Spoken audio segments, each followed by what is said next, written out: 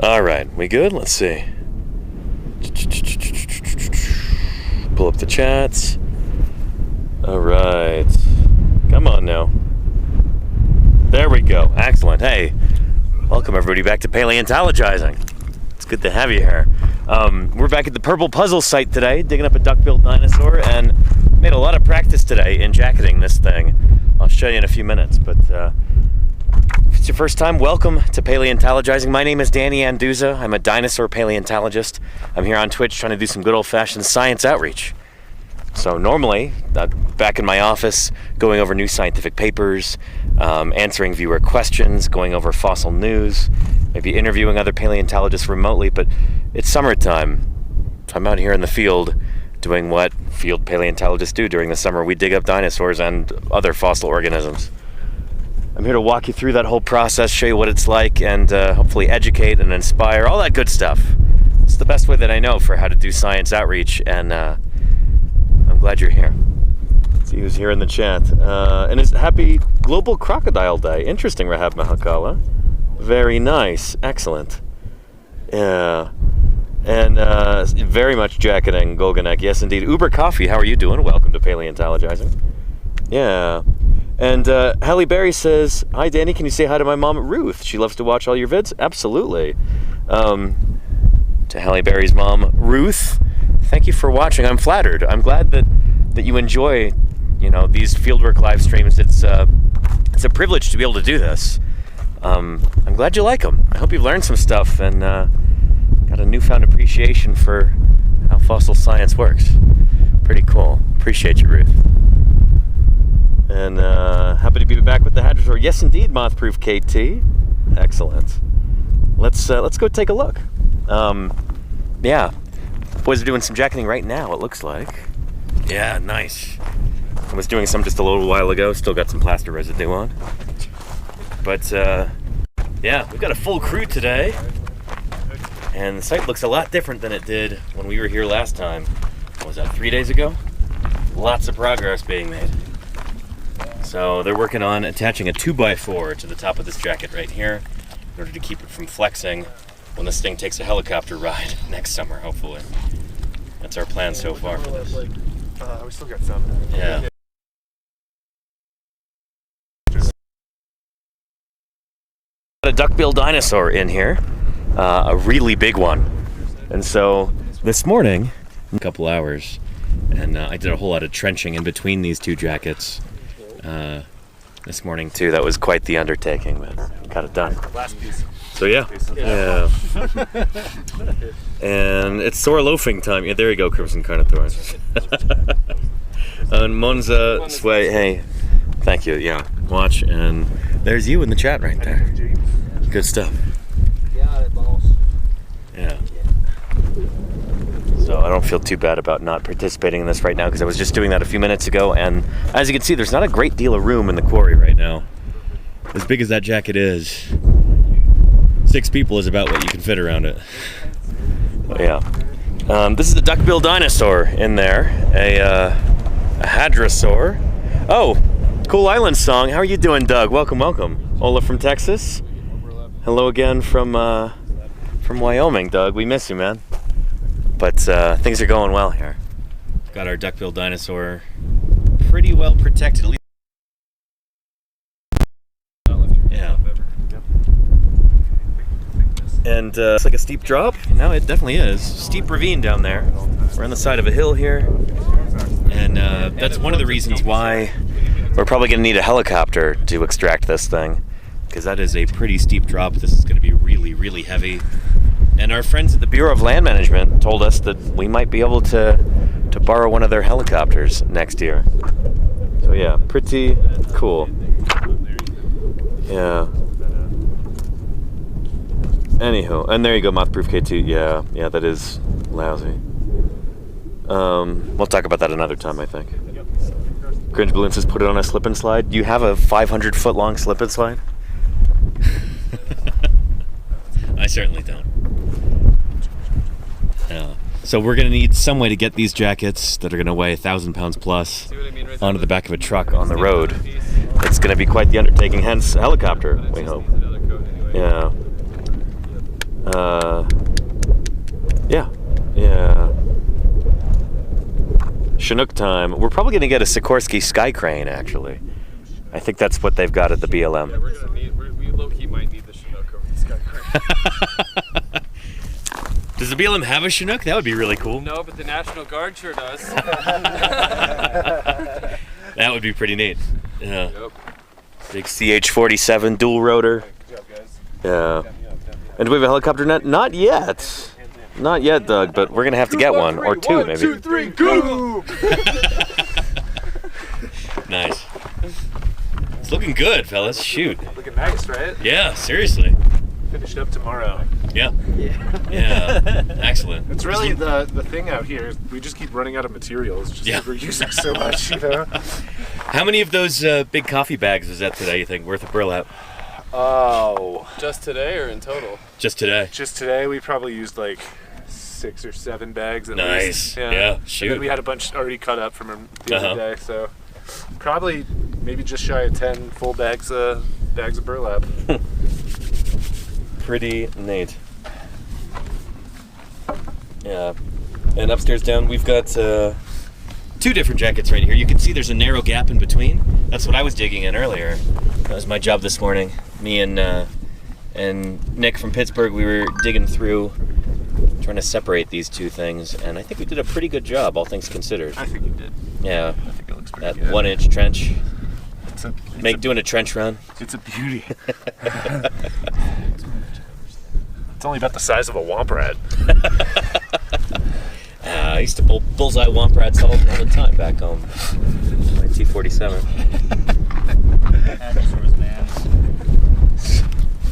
Now a T-16? T-47 snow speeder. Anyway. Yeah. Yeah, so again, for anybody new, this is a duckbill dinosaur we've got in here. And if you know what the critter looks like, well, you're in luck. You will be as soon as I find this. There we go. So, hadrosaurs, duckbill dinosaurs. They seem to be the most common animal, most common big dinosaur at least in this formation. Yeah, there we go. Hadrosaurs, there's 2 of them right there. So these are Saurolophine hadrosaurs. I think these are Critosaurus. Our critter might be pretty similar to this, but we're not totally sure yet. We know it's a duckbill. We don't know if it's one of the ones with a relatively flat head or one of the group, the Lambeosaurines with the big old crest.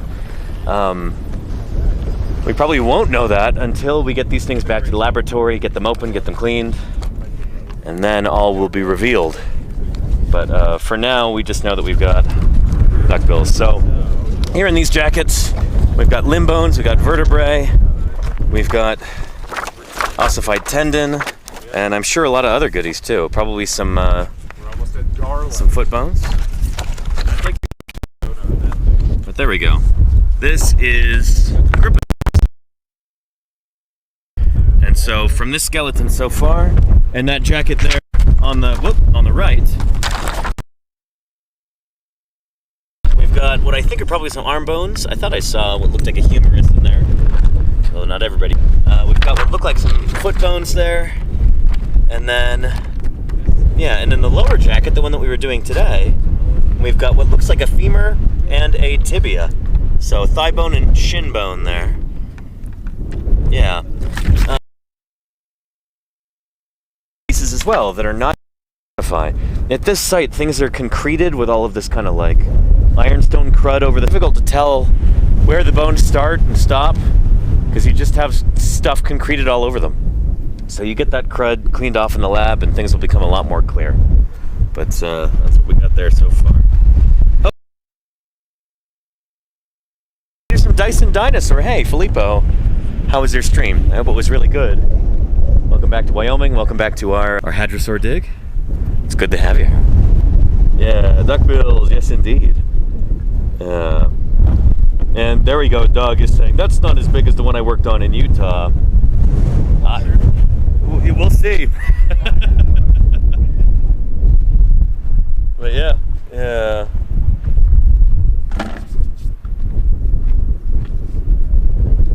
And there you go.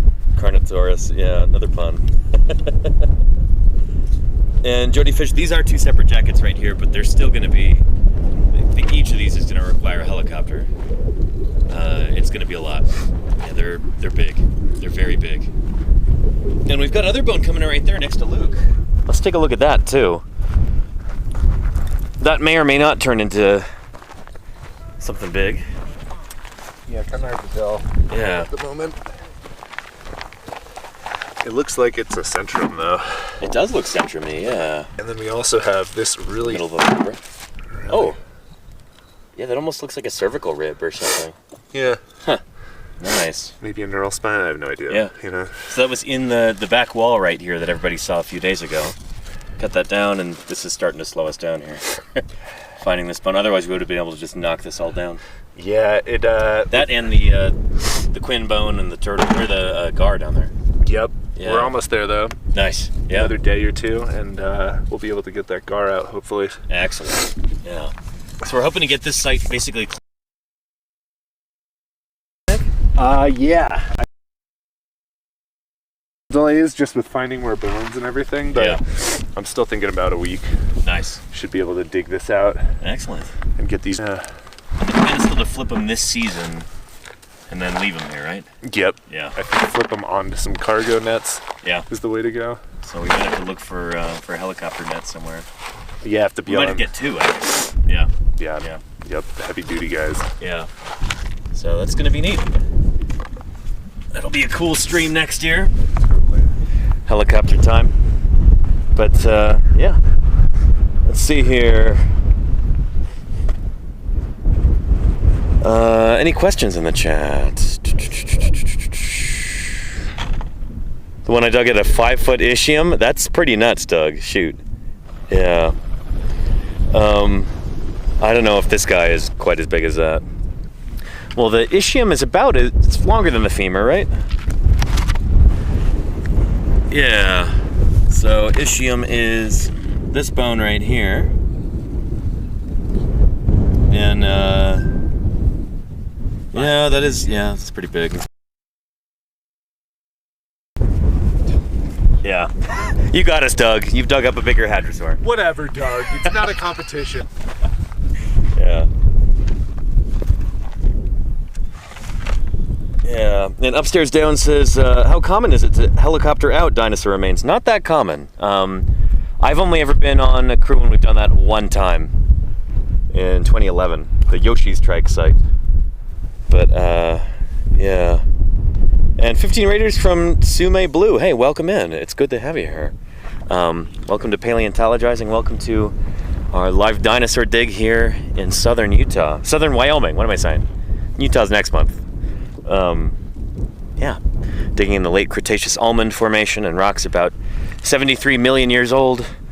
We've got a huge honking duckbill dinosaur in there that everybody's kind of taking a break picking plaster off of their hands and stuff after doing some jacketing, but in just a minute they'll be getting back in there and doing some more digging around.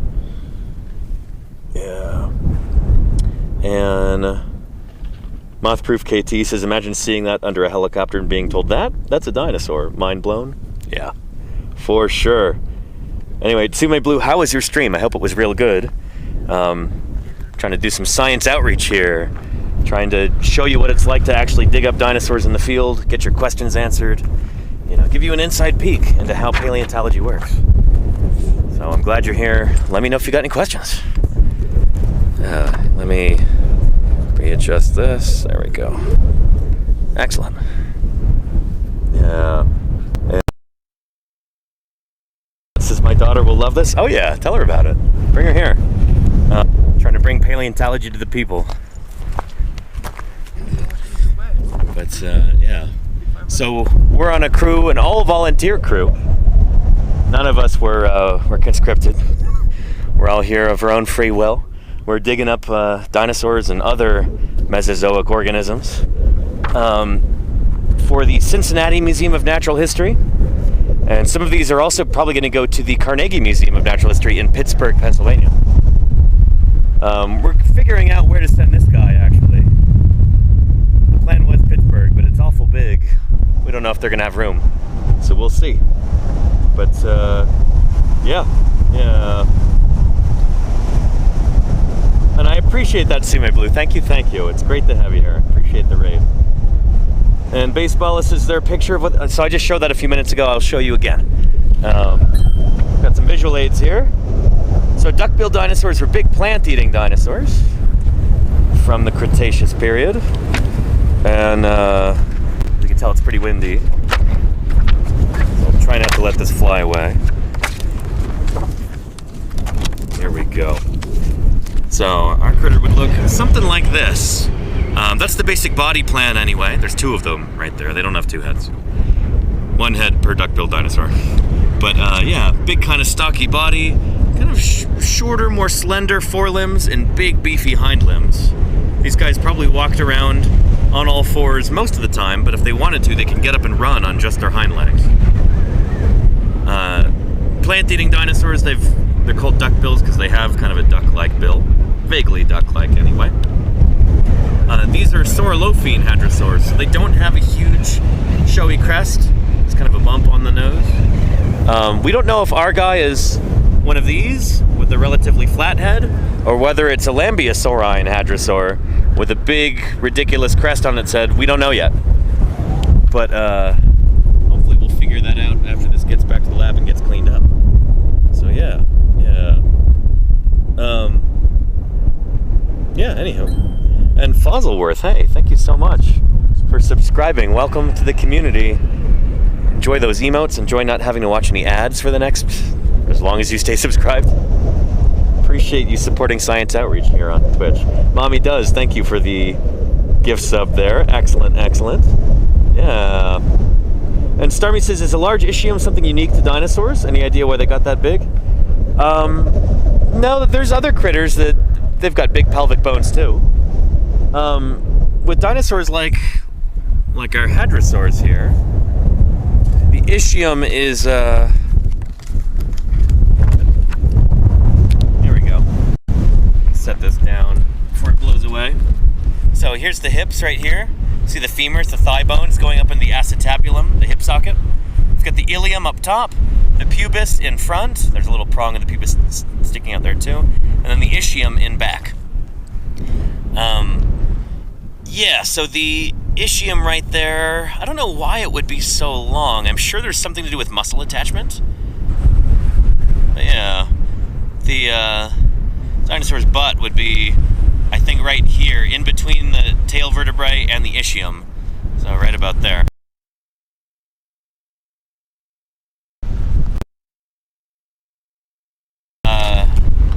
Yeah, pretty long ischium there. This whole hip apparatus here is all kind of that lattice work of ossified tendons that run across the neural spines there. We found some of those tendons here in the quarry, but these are to stiffen the backbone, and it probably has something to do with these guys being able to walk on two legs or four. You want a really stiff backbone like that, so that if you rear up on your hind legs, your front doesn't droop down. So it stiffens that up, makes it more rigid.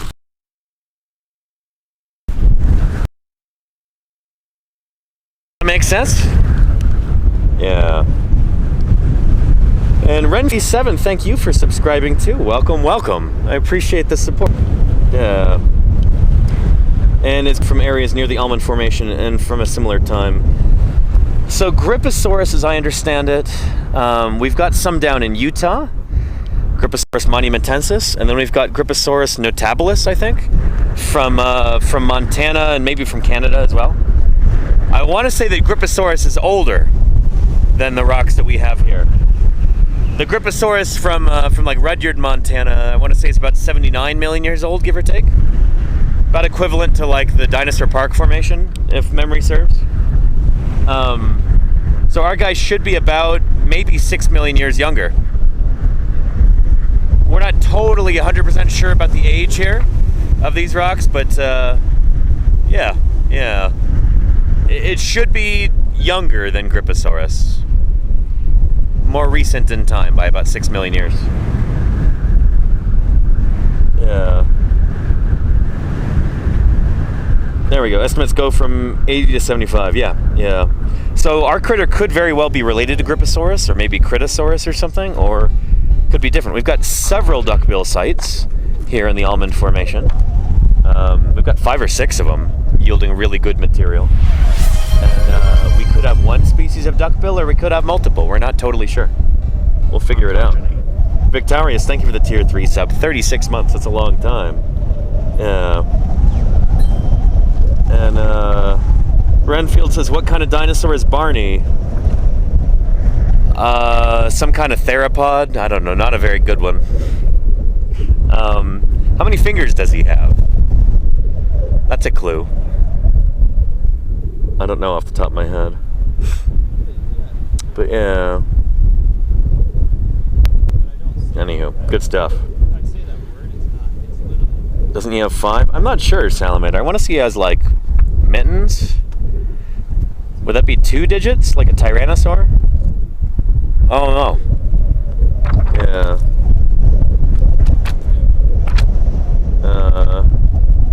Tyrophomoform. There you go, Doug, yeah. Yeah, he might be a highly derived Tyrannosaur. Let's get some water. As you can tell, it's pretty windy today.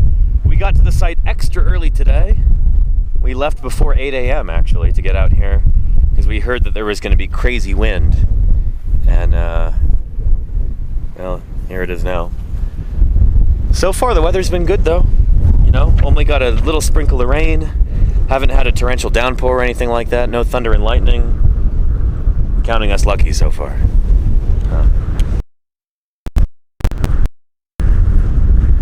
What do you think, James? This is your first day at the site here, right? Yeah, it is. You see, you've been hearing about Purple Puzzle for a while. What are your thoughts? Yeah, I like it a lot. It's pretty tough. I mean, it's pretty steep, but I worked on a site similar to this last season, so. Lex site? Yeah. Yeah.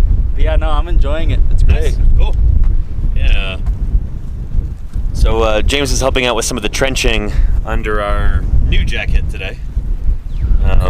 Yeah, so it's a lot of work, but you know, that makes sense. It's a lot of work to dig up a big dinosaur. It's not going to come easy. And thank you, Canyonero Boy, for the Prime sub. Really appreciate that. Yeah. And why the name Purple Puzzle, asked Army. So I think it was Logan and Trend found this. And the bones were kind of a purple color, and they're all broken apart like a puzzle. Purple Puzzle. Yeah.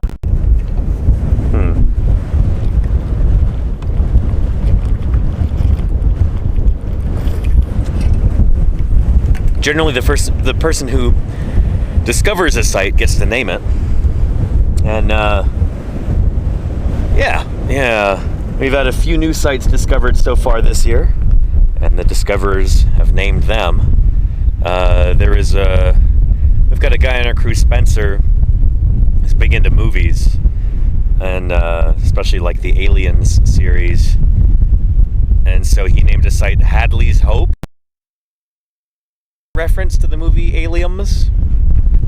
Jim Cameron. Yeah. And there we go. Thank you, Lindina. But yeah. Lower attachment point for the abdominal muscles. That would make sense, Diagonal, yeah. Yeah. Anyhow.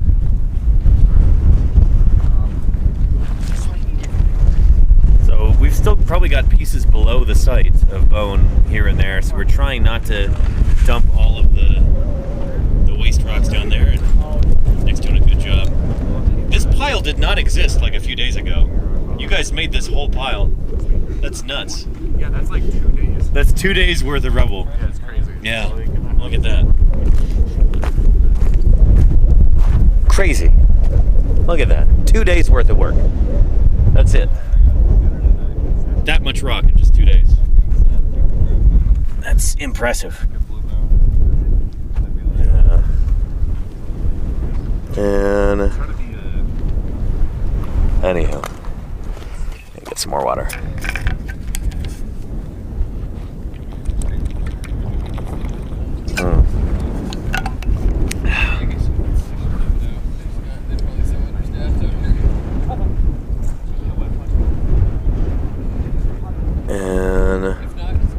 Rubbish tips. Yeah, there you go. And it then did. Yeah. Guys, another thing we need to do is kind of where Nick's leg and bucket are right here. We can start trenching out that kind of like raised part. All right. And Vodi says hi from Belarus. Well, hello from Wyoming, USA. Out here. Just another day in the office. Out here on a dinosaur dig.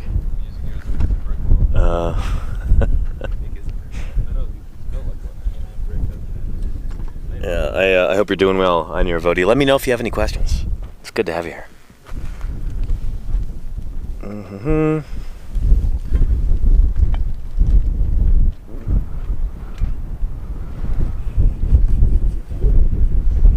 Got almost 300 people watching so far. Nice. You know, I'm gonna see if maybe, if it's possible, we might do Walking with Dinosaurs 2025 viewing party stream tonight or maybe tomorrow night. We'll see what the weather and everything permits. But yeah, right before we started the stream here, Jim Kirkland called me on the phone. He was asking if we'd seen it yet. I told him, no, not yet. But yeah, that's going to be neat. It might be, we're not going to be able to keep that stream family friendly, so I'll have to have some notices on there. There will be some adult language and stuff, I'm sure, but we'll make that very, very clear in the description and with a pinned message and all that. What time would that stream be? It would be after it gets dark, Debleg. So if it's tonight, it would be probably in about 5 or 6 hours. So yeah, I don't expect everybody to be able to show up for that, but we'd have to do it at night because it would have to be after the workday, and it would have to be when it's dark enough to be able to use my projector. So it gets dark late here in Wyoming this time of year. We're coming up on summer solstice here soon, aren't we? What is today? Today's June 17th. Yeah, it'll be the longest daylight day of the year in like 4 days. So the sun goes down late. Episode is tonight at 7 p.m. on PBS. Very nice, Jim. That's going to be really cool. If anybody is watching here from the U.S., yeah, tune into to PBS tonight at 7 p.m. I think it's 7 p.m. Eastern, 8 p.m. Central, something like that. I don't know. You can look it up on the PBS website. Let's get a link there going. And Ethan is in the episode? Yeah, Jim. And so is Dawn, and so is Whitney. And so are you, Jim. I'm excited to see it. Yeah. Good stuff. And Jody Fisher says Friday, Saturday? No, today. Tonight. Yeah. 7 p.m. Mountain Time. Nice. Very cool. Oh, wait, no, Jody Fisher, sorry, you were talking about summer solstice. Yeah, that's coming up. It's coming up. Yeah. Try to watch from the UK somehow, says Mothproof KT. It's already premiered in the UK, yeah. You can probably watch it on the BBC website, but it came out like 2 weeks ago, I think, in the UK, something like that. Yeah. And Starmer says, did hadrosaurs have adaptations to their wrists and ankles to carry all that weight? They did. Yeah, so these were enormous, heavy animals, and they would be more dense than like sauropod dinosaurs because they don't have the same kind of pneumaticity. So these guys would have been more dense, but they do have kind of pinched together metacarpals there and phalanges, like you see. They've also got hoof-like unguals on their hands and on their feet. But yeah, really, really robust ankle and foot bones in particular. These were chunky, heavy animals when they were full grown. Kind of crazy to think about how big they would get too, especially for an ornithischian dinosaur. Some of these guys are like 50 feet long. We met Shantungosaurus from Asia, talking about Edmontosaurus from North America. At the end of the Cretaceous, these guys are enormous, like bigger than T-Rex. They were chonkers, for certain. Yeah. And the London premiere of Jurassic World is happening right now. Oh, heaven help them. I'm not looking forward to that movie. We'll see. Yeah. And I'll see you next time, Alexander Morrison. Thanks for being here. Yeah.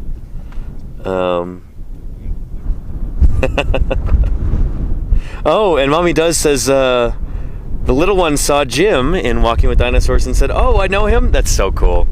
Oh, man. That's funny, Jim. People are recognizing you from these live streams when they watch Walking with Dinosaurs. That's pretty neat. Good stuff. Yeah. And there you go, Doug. Yeah, hadrosaurs got really big in the Campanian as well. Yeah, which is probably... We're not totally sure if our guy here is Campanian, like latest Campanian or earliest Maastrichtian. Seems to kind of be right on the border there, right on the dividing line. But, yeah. Campanian Maastrichtian boundary, we've been saying, but hopefully we've got some crew members who are finding a bentonite ash, a volcanic ash, that they can actually date. So we'll get an exact date for how old the Almond Formation is. Cross your fingers if that happens. Yeah, we've got our hopes up. Yeah. His scenes reminded me of your streams in Utah. Nice, Crimson Dinosaurs. Very cool. Yeah.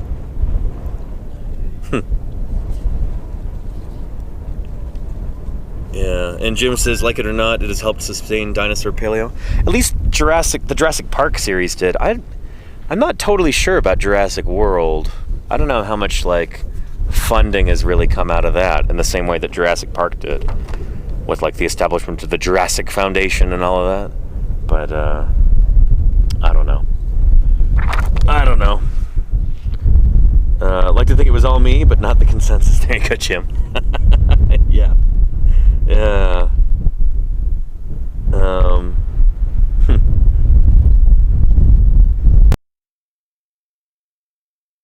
Yeah, let's go take a look around at some of the digging here. You know, pace is slowed down on deck for doing that jacketing earlier. Now that we've kind of run out of some of our supplies, we have to pause jacketing for today until we get more stuff in camp this evening. So tomorrow will be another big jacketing day, I'm sure.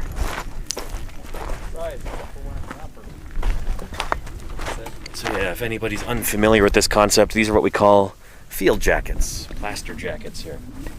So there's a bunch of dinosaur bones underneath there, and these big lumps. And then in order to get these safely out of the ground without them crumbling into a billion pieces, we create a protective kind of cocoon over the field jacket.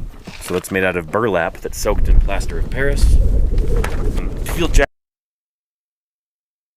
could be, you know, the size of your fist, or they could be the size of a truck. And these are kind of near the latter. Burlap is this stuff. People in other countries might call it jute fabric. I think it might be made of flax. But anywho, we take that, we soak it in plaster of Paris to make these big wet bandages. We wrap it over the surface, and then after a while, it hardens up into this protective shell like this. We've got some 2x4s in here, some wood to help reinforce it and keep it from flexing too much. So we apply the jackets before we're actually done with excavating. So you'll see we've got Eric and Nick and James over there, and they're working on undercutting the jackets. So they're going to keep cutting down through that rock, kind of turn it into like a mushroom. So basically cutting it down so there's just a pillar underneath, and then we'll knock it over, hopefully without anything spilling out of the bottom. And then we can jacket the other side too, so it's fully enclosed. But as you can see, this is a tremendous amount of work. So that's why we've got so many people here at the quarry today. And yeah, but this is kind of standard procedure. This is how these things go.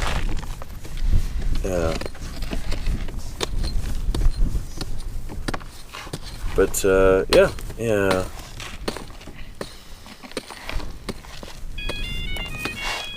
Who's calling me? I don't recognize that number. Oh my god, there's Spinosaurus. Just kept us.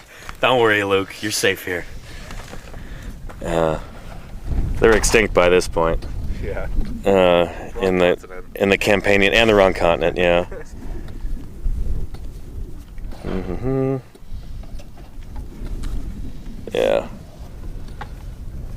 And let's see, Starmie, do we have any pathologies on this hadrosaur specimen or any other dinosaurs that are being dug up at the moment?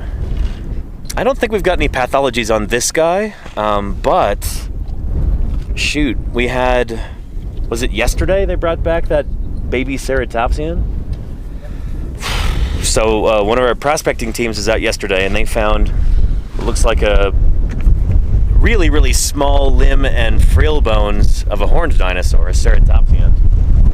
And I wouldn't call them pathologies, but they've got bite marks on them. They very well could be post-mortem. Yeah, the few pieces that we have, parts of the frill, they've got these little divots in it that look to me like bite marks that I've seen on other ceratopsid bones. So that's pretty exciting. I think, yeah, Ethan and some of the other guys were going back to that site today to see if they could find where those bones had come from, see if they find anything in situ, because that's going to be really important. A juvenile ceratopsian, that's important regardless, but one with bite marks too, that makes it even cooler. And, you know, very, very high likelihood that it's a new species, if not a new genus. So it may or may not be the same ceratopsian, same kind that we're digging up at the ceratopsian site. But we'll see. So lots of cool stuff coming out of the Almond Formation. It's pretty cool to be out here, you know? Yeah.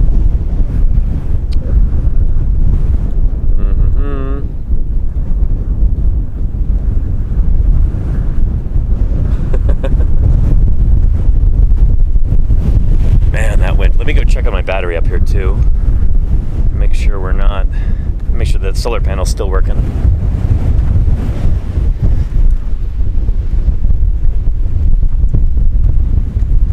And Starma, we did get some tools that we can use, maybe for the ceratopsians. Excuse me, and is working again as well. So hopefully, I think the plan is basically to get this site closed out, and then we'll have the wherewithal to go back to the ceratopsian site, use some of that equipment, see what other overburden, and maybe even get into the bone layer. But that might be in the final week of our fieldwork here. This is our priority at the moment, and once this is done, I think we can focus on the ceratopsian. Yeah. Because it's not been, we've not been back there in almost 2 weeks now, I think. Yeah.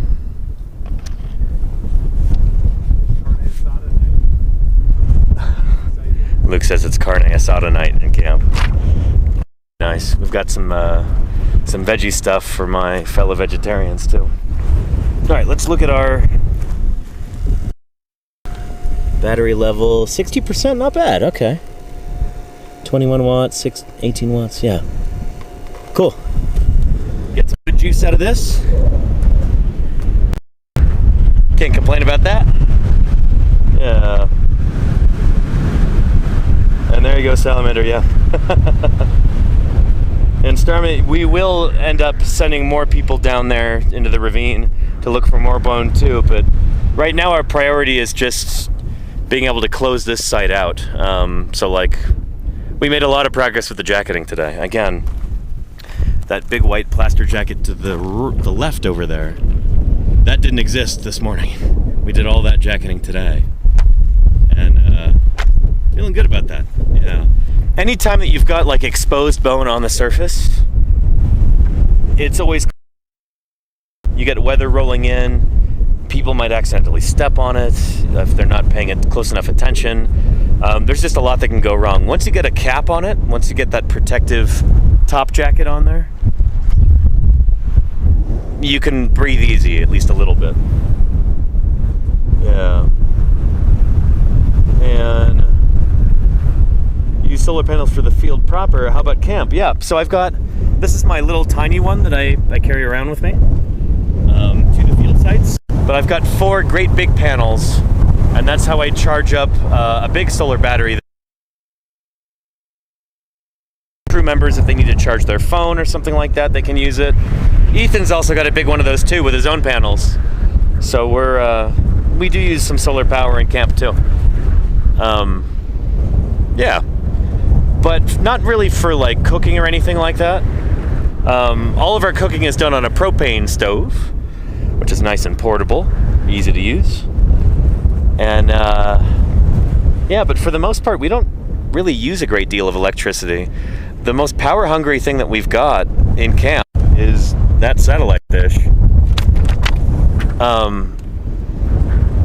Yeah, the other solar power and solar batteries are mostly for charging people's phones, small electronic devices, that kind of thing. Yeah.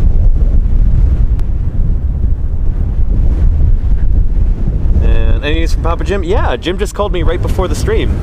I actually had to tell him, like, sorry Jim, I gotta go. But yeah, he says still feeling pretty rough after that fall, but he's getting some rest, and I know he's excited to see the Walking with Dinosaurs premiere tonight.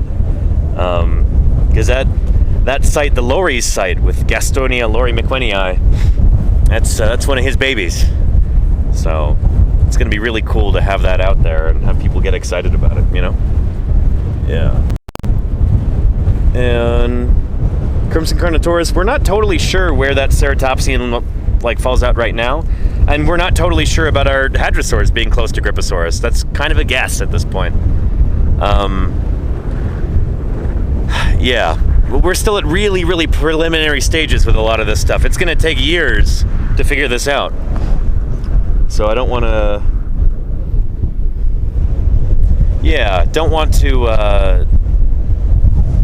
get too confident about any tentative identifications yet. Everything could change with just a few more specimens being cleaned in the lab, a few more elements. Yeah. And Einar Vodi, no, you're doing great. Who are you digging up? I understood it's a hadrosaur. We can't be more specific because it's probably a new species. We don't have a name for this hadrosaur yet because we're digging in rocks that are largely unexplored. Have any dinosaurs at all named from this geological formation, and so it's a very good chance that this is brand new species. We don't have a name for it yet. Yeah. And Dr. Javasaurus says, who gets to name the fossil? Not the scientific name, the pet name? Well, the name of the site is Purple Puzzle, and the guys who found it called it that. I think it was Logan and Tren. That may have been a joint venture. Yeah. Anywho. Yeah. It's just some good questions. Keep them coming. Man, this wind. Luckily, there's no storm clouds on the horizon or anything. Kind of worried about that today. Again, we left super early this morning, like maybe an hour and a half earlier than we would normally leave.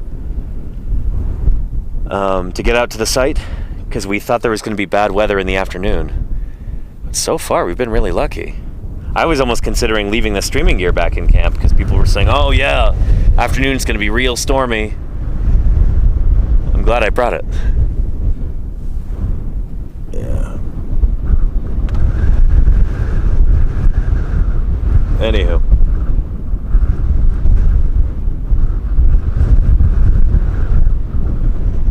Maybe, let's see, maybe you can show something. So Einar Vodi, a couple days ago I was showing off a bunch of different bones, but now nearly all of the bones are covered up by these plaster jackets. So just this morning, we had a bunch of exposed bone here, but we want to get these things covered up as soon as we can so as not to damage them. Yeah, here, let me go grab my laser pointer and point at some things. But again, everything is covered up right now, except for that one bone that Luke is working on, which doesn't really look like much of anything at the moment. There we go. I like the warning label on this. Danger. May output power. Class 3A laser product. Made in China.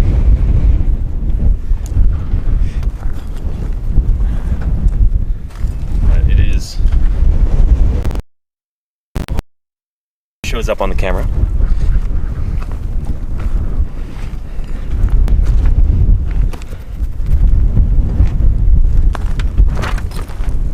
Yeah, here we go.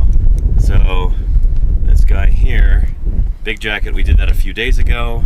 The guys are putting more layers on that yesterday. So in here we've got some vertebrae. I thought there was what looked like a humerus up here, upper arm bone. That's what I thought anyway. It looked humerus-y to me.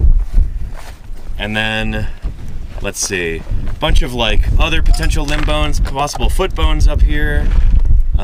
Just lots and lots of bone fragments throughout this area. Really difficult to identify. Again, all of this stuff is kind of covered up by concreted ironstone crud.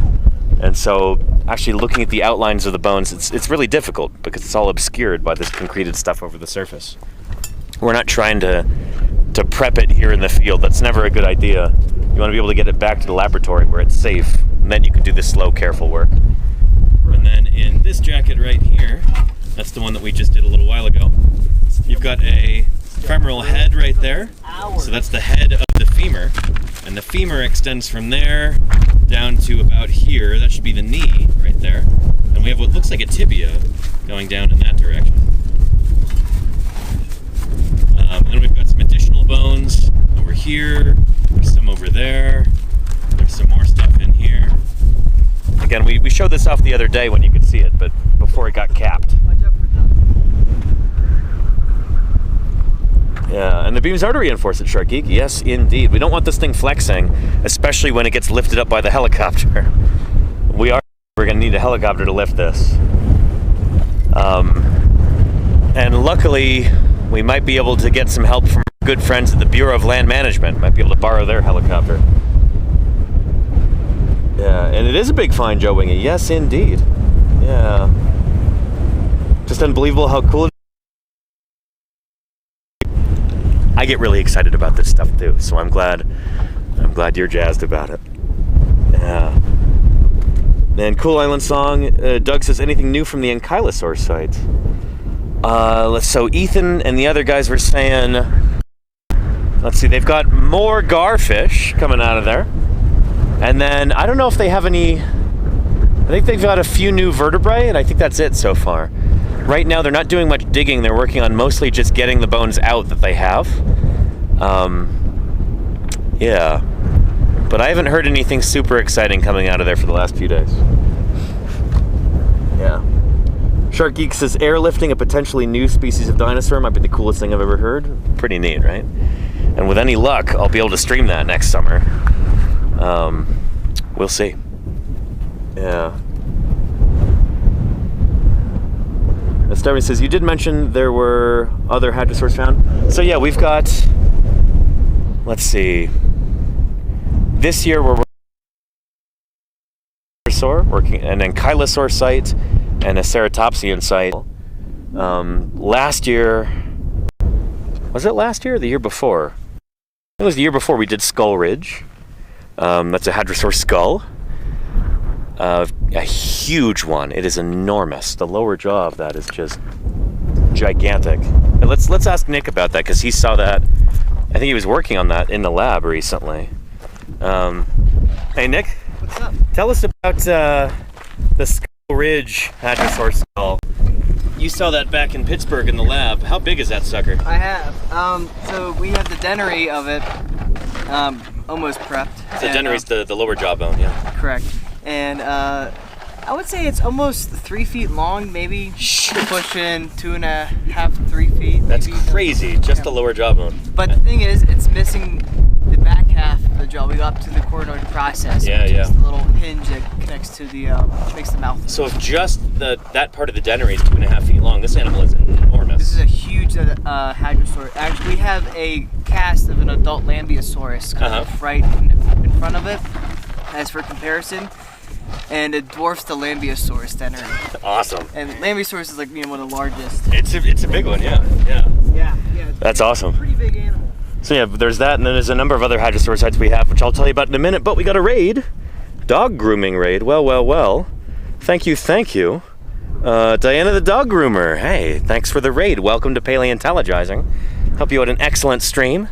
It's good to have you here. We're digging up a duckbill dinosaur here in the late Cretaceous Almond Formation of Wyoming. And if you've got any questions at all, don't hesitate to ask. That's the whole point of these streams, is science outreach. So, yeah, let me know. Let me know.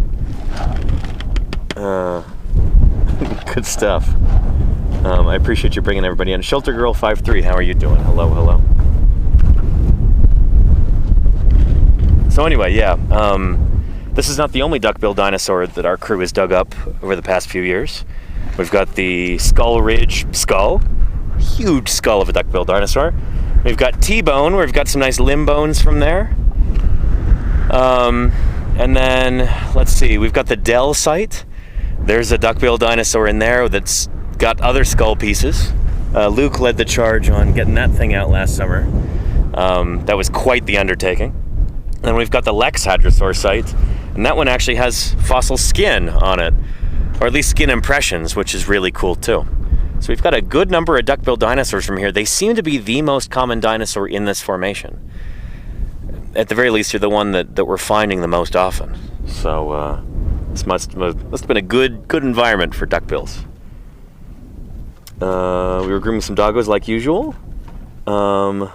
Very cool. We love raiding into different unique places. I appreciate that, Diana. Thank you again for the raid. I hope the dog grooming went well. Awesome. Yeah. Nice. Ghostosaurus, how are you doing? Says, I usually lurk and work, but I wanted to say thank you so much for doing this. It's such a cool and unique way of being able to see this kind of work, what goes into making it happen. And by watching, you're also helping support this work too. A good deal of our funding actually for the past few years has come from Twitch viewers, both through fundraising and through purchasing items off of the wish list, gear that we need for excavation. And also, there are a couple of very generous donors who are members of this community who are helping to fund all of this field work, and we are deeply grateful for that. So, yeah. I don't know, I like to think this sort of thing is important. At a time when there's so much misinformation and disinformation online, at a time when so many people aren't getting good science education, and science funding itself is kind of drying up, especially in the US. This is kind of being actively dismantled by the current presidential administration. I'm not going to talk too much about that, but I feel like science outreach is more important than it's ever been. So being able to take you out here to the field and show you how we do excavations like this and answer your questions, I hope it makes a difference for people, you know? I hope it gets you thinking about the history of life on Earth and why it's important to study it. And also, I hope this gets the point across that this sort of thing is it's something you could get involved with if you really wanted to. You know, this isn't some far-off, arcane, you know, ivory tower kind of enterprise. This is something that regular people do. I think that's pretty neat. Yeah. And Lenina says Twitch is literally how Danny makes his living, so every viewer helps. That's true. Yeah. This is how I pay the bills. This is how I fund my research and fieldwork and travel and everything as a paleontologist. This is like my pretty much sole source of income is revenue from Twitch. So every subscription, every gift, every bit that's cheered, all of that stuff, it all helps. Yeah. Provision to sell off public land. Jim, that's awful.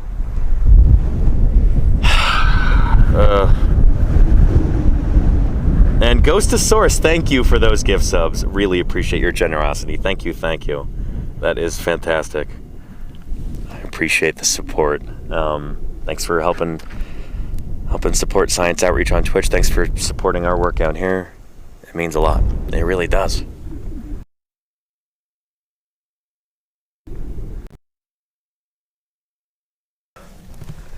And MJD says, any suggestions specifically for your European watchers? closer.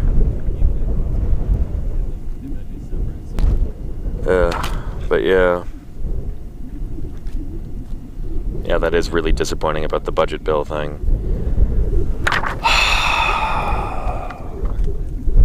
It's like there are people who are just trying to actively like destroy our country by selling off huge parts of it and defunding everything that makes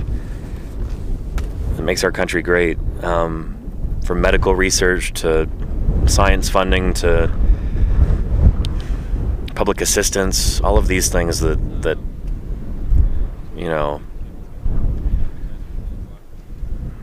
yeah, don't get me started. Anywho, let me know if we've got other questions. Let's see. Do you think getting alternative income streams like Twitch to fund science is the way forward? And can it sufficiently offset the loss in government funding? Absolutely it can't, Starmy. No, this is not a drop in the bucket. This is the tiny bit of evaporation that comes off the top of the bucket when you open the lid for half a second. This is nothing. That's the thing, is that like any kind of really big scientific endeavor needs to have public funding. That's just how it works. I don't know.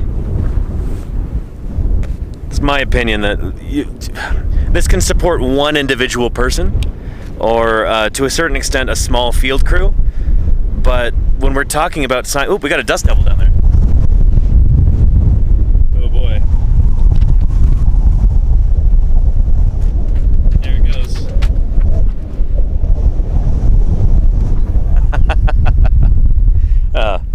Anyway, no, when we're talking about science funding like that,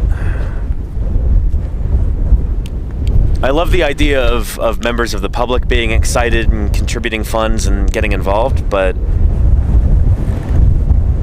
that's a drop in the bucket compared to the kind of funding that we need for science in general. Does that make sense? Oh boy, this wind.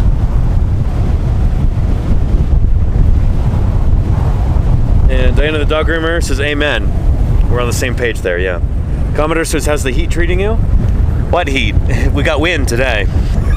The heat's gone. It's wind time. If there were some trees or something around, you could probably see them move, bending over. Just got, sagebrush and effect. It's hard to really convey how windy it is, but it's pretty windy. Yeah. Jim says China's going to leave the U.S. in the dust. Yeah. There's some advice. If you want to do fossil science in the future, maybe move to China, where they actually care about science. I've got some friends and colleagues who've already done that, and they seem to be doing really well. So, yeah. Yeah.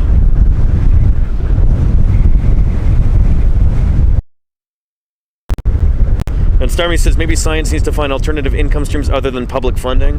Well, that's the thing, is that there is some science that's funded privately, but in order to do that, you're not really doing science anymore because it has to return a profit. There's no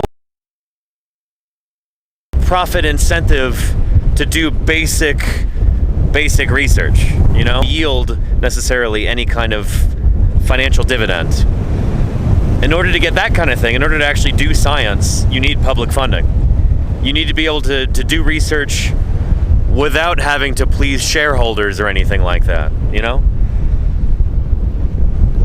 Private industry just isn't up to the task, it's not how these things work.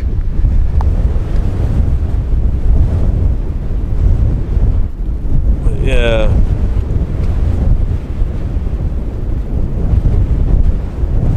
Anywho, let's maybe get some more water in a minute. And Ash says there's been a massive uptick in medical doctors moving to Canada. I can imagine it won't be the only field that happens in. I've heard countless stories of different researchers who, like, their laboratories are shutting down here in the U.S. because of cuts to the National Institutes of Health, National Science Foundation, and they're just packing up and moving to other countries. So there's a massive brain drain going on. Like, if this current trend continues, we basically won't be doing much science at all in the US anymore, and we will be the US will become irrelevant on a world stage. Yeah. Anyway, I want to change the conversation to a different topic because this is a little bit too depressing. So let's get some other questions going. Yeah. Let me go get some more water too. That wind really just kind of saps the moisture out of you, you know?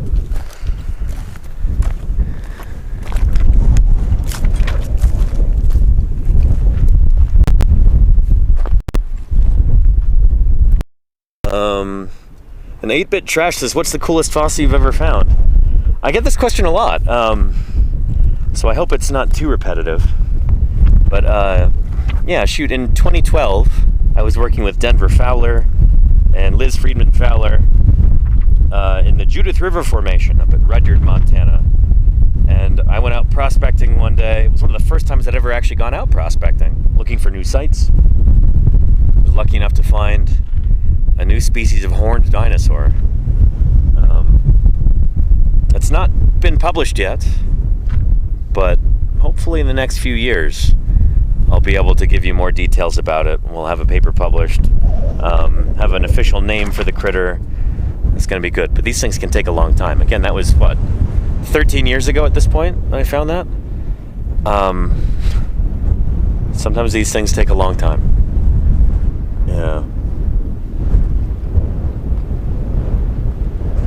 And some of this stuff is very good to spread awareness about. I appreciate that, Diana. Thank you for helping me do that with the raid, by the way. Yeah. And Code Alpha says, is it ever weird to look at a state like Wyoming and think about dinosaurs being there? I know personally, I always imagined that they existed in like rainforests and exotic places. You don't think Wyoming is exotic? I mean, look at this. Look at our view from the office here, you know? Yeah. Usually the best places to find fossils, really dry spots, really dry regions where you cover. This is actually kind of surprisingly green for right now. I think we've had a couple of wet winters here. But yeah, we've got a lot of exposed rock, and this is the sort of thing, sort of territory where you find fossils like this. You're not going to find very many fossils in the middle of a rainforest. You need to go to areas where you've got exposed bedrock on the surface that you can prospect through and find fossils. Does that make sense? Yeah.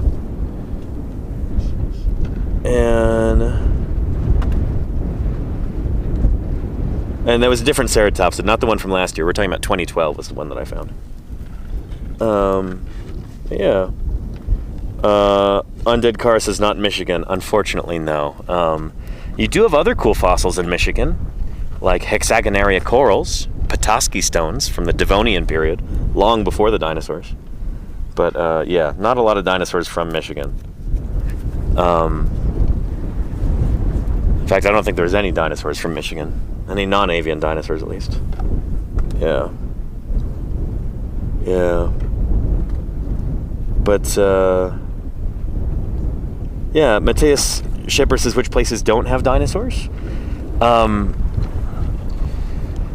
Here's the thing, is that, like, Earth is a planet that's constantly changing. Things are going on all the time. You get rock being laid down by sediments depositing in certain areas, and in other areas, you don't have that kind of deposition. You have rock eroding away here. And so Earth is kind of a patchwork of different aged rocks on the surface. And sometimes the rocks aren't even on the surface. Sometimes they're covered up by forests and meadows and parking lots and Walmarts and stuff like that. Or by ocean. The places that you don't find dinosaurs are where you've got the wrong kind of rock that's exposed. So rock that's either too old or too young to have dinosaurs in it. If you want to find dinosaurs, you got to go to a place where you've got exposed rock on the surface from the age of the dinosaurs, from the Mesozoic era. I'll show you. There. Grab grab that visual aid that I used the Ray Troll one. Here we go. Bingo. So, this is a really simplified geological column. So showing different ages of rocks with the different fossils in them. So if you're looking in rocks that are from the Paleozoic era, before dinosaurs evolved, you're not going to find any dinosaurs. If you get lucky, you might find trilobites, eurypterids, ammonites, things like that. Fossil fishes. But you won't find dinosaurs until you're in the Mesozoic era, Triassic, Jurassic, and Cretaceous. But conversely, if you're in the Cenozoic, you're not going to find any dinosaurs there, except for birds. Because dinosaurs went extinct at the end of the Cretaceous, except for birds. So there's a lot of states in the US where there are no dinosaur fossils known from there. I think places like Michigan, Rhode Island was mentioned. I don't think dinosaur fossils have ever been found in, for instance, Hawaii. Certainly not. Those rocks are far too young. And they're mostly igneous, mostly volcanic rocks. There's no dinosaur fossils that I'm aware of from Oregon. Until recently, there weren't any from Nevada, but now we've got some, which is nice. Yeah. A lot of your East Coast states, no dinosaurs from there. I don't think there are any dinosaur fossils from Florida, except for birds. I don't think there are any dinosaur fossils from, say... yeah. Kentucky, there you go, Golganek, yeah. And hey, Science Streams, Balint, how are you doing? I hope you're having a good day. Happy Tuesday to you. Greetings from beautiful, very windy Wyoming. We've got our duckbill dinosaur being excavated down there.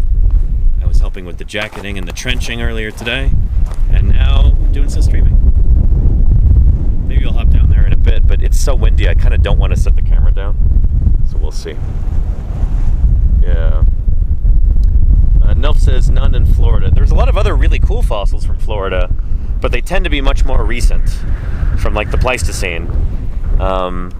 There is a very cool predatory bird, Titanus walleri, that's been found in Florida. I think it's only been found in Florida and Texas, but that's a terror bird that came up north during the Pliocene, I want to say, during the Great American Biotic Interchange, when North and South America linked up at the Isthmus of Panama and critters could finally walk from one continent to another.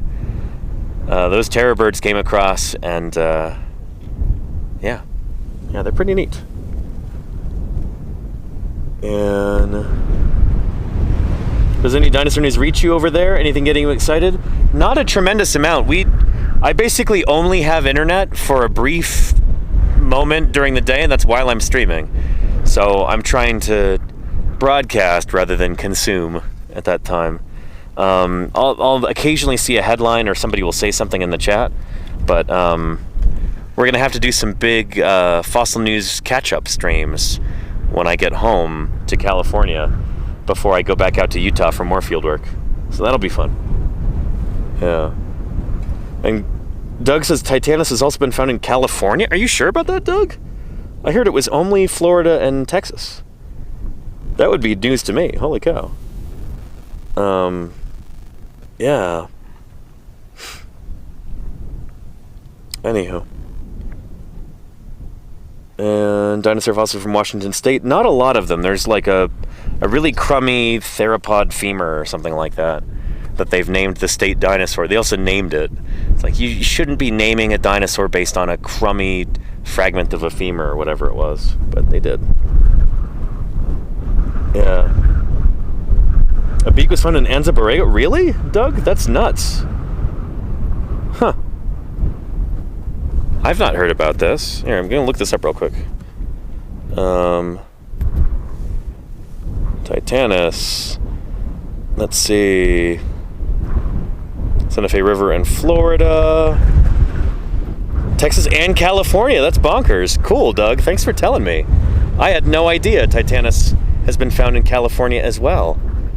That's really exciting. I wonder where those fossils are.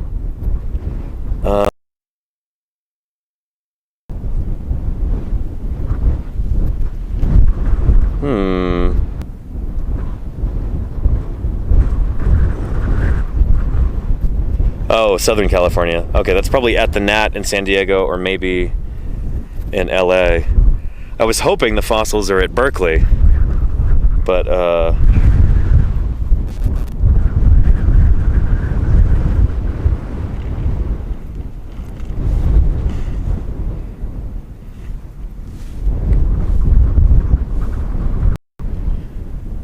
there we go. Anza-Borrego Desert State Park. Awesome. When was this published? 1961? How did I not know about this? Anyway, if the specimens are at Berkeley, I can go see them, but a bit trickier if they're further away from where I live.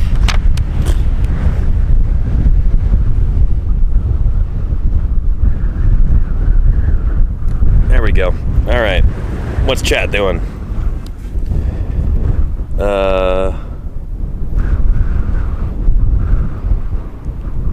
That's at the Paleontology Collection at Anza-Borrego Desert State Park. Nice, Doug. Very, very cool.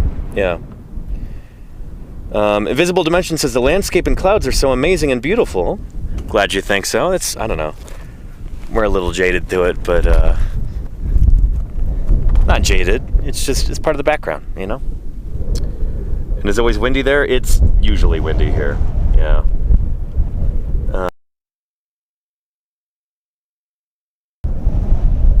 Good stuff.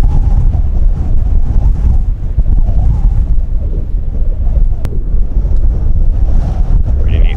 Did I forget to get water earlier? I think I did. Let's solve that problem.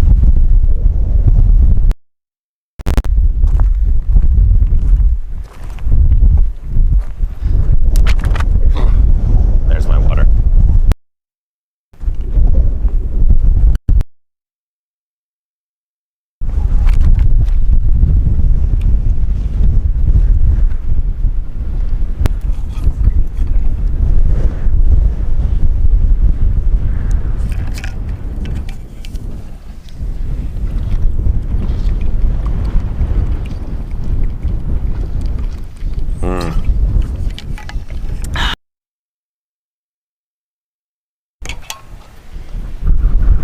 See here.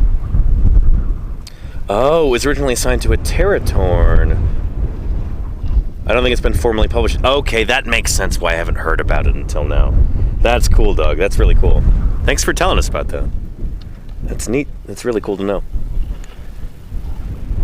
Yeah. Anyway, humidity 12%. Wow, humid today. My goodness. Yeah. Let's go take a look at the quarry and check on our progress here.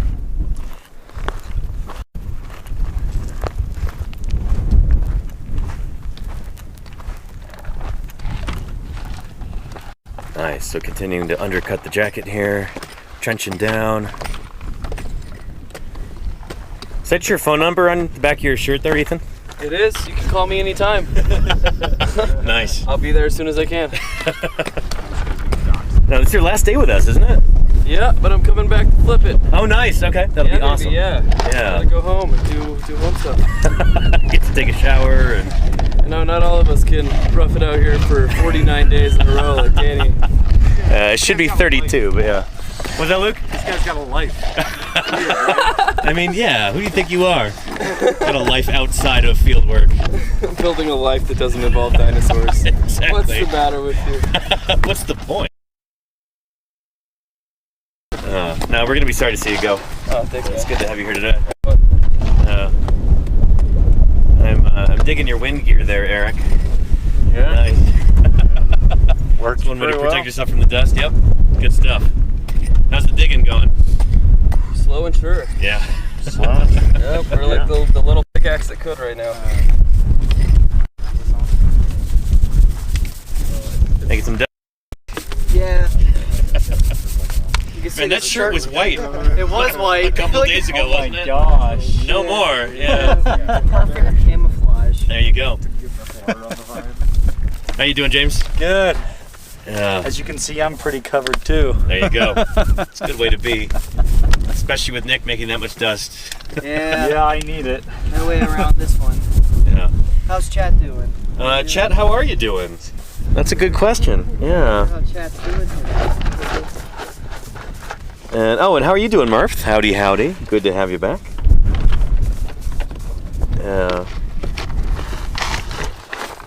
Raziel Ball says, how cool that the Fremen are on this dig as well. Yeah, over there. Yeah. And Nick Oliver looks like he's ready to rob an old-timey bank. I am. Good stuff. 8-Bit Trash says, tell the crew thank you for coming out to do this. Oh, Thank you, 8-Bit Trash. We love you. yeah, that's really sweet. Thank you for tuning in to watch us do this. Yeah. It looks like you guys are slacking. No, they didn't say it. Everyone, They did not say that.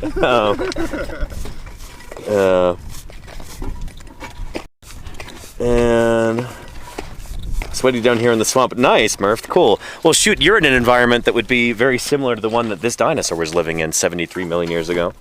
So, yeah, enjoy it. Say hi to the gators for us. And Lordy, how are you doing? Hello, hello. Welcome back. It's good to see you. How are my landlords doing there? How are the cats faring during my absence? And what's under the plaster jacket, says Sazla Shakes. Oh, nothing. You know, we're just doing this for kicks and giggles. It's not like we've got a huge duckbill dinosaur under here or anything. It's a vein of silver. You guys digging up a buffalo jump up here? Last year at the ceratopsid site.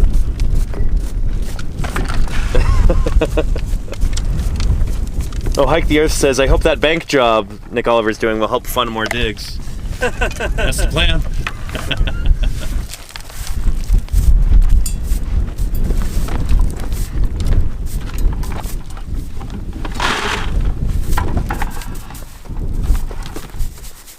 And have we seen any interesting wildlife? Saw a big gopher snake in front of my tent last night. Nice. Look at you. He was not having it. He got really mad at me. Yeah. But Wow. tried to be a little rattlesnake. Yeah. Wriggling in his tail. Wiggling his tail, and he puffed up. I like how he could change his head to make it look more. I know. Isn't that dinosaur-shaped. cool? Yeah. Yeah. We had a nesting rat make use of our spare burlap. Was that yesterday or today? Night before last. Night before last. Gently Yeah. relocated his very robust nest to a nice cavey rock. Okay, good. Hopefully he found Tried to it. keep it close enough that he would Uh-huh. find it. So he seemed smart enough to build a good nest. You're a kind soul, Ethan. Thank you. Yeah. And there was that neat caterpillar yesterday. Yeah, we had a caterpillar at Turtle Hill yesterday. Big black fuzzy one. He was pretty cool.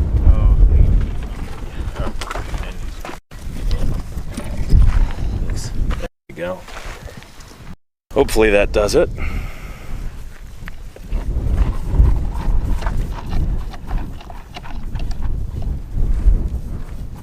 We're back. Okay, good. Sorry, the camera got disconnected. I need to do something to prevent that from happening in the future. That's pretty irritating. So sorry about that, everybody. Let's see. Get that zipper like this and like that. Hopefully that stays. Anywho, good to have you here. Oh, and Doug is singling you out, Luke. He says, hi, Luke. What's up, Doug? What was the name of that turtle site from the Kaiparowitz you're telling us about? Dirty Doug's Turtle Corral. I think it got renamed to something else. Really? It seems what a missed opportunity. I know, shoot, that's one of the coolest site names I've ever heard. Dirty Doug's Turtle Corral. I think it got renamed to Dougie Flats. To what? Dougie Flats. Dougie Flats. Which is still pretty good. But That's pretty good, yeah. it could have been better. Sounds like an MC. Yeah.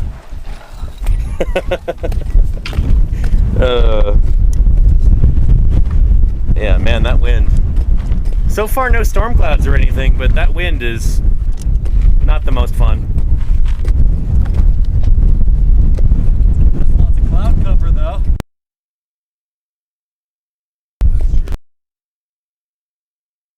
It is nice having periodic cloud cover. Oh wait, and Doug says no turtle corral. Which, that sounds like a business I would want to visit. That's so awesome. Come on down to Crazy Doug's Turtle Corral. We got big turtles, we got small turtles, sea turtles, and terrestrial turtles. Trionychids and everything else. Yeah. Forget it was New Mexico. And you saw a turtle today. Very cool, Salamander. What kind of turtle? And that would be a good name for a dive bar. You're right, Harry Vetch. Yeah.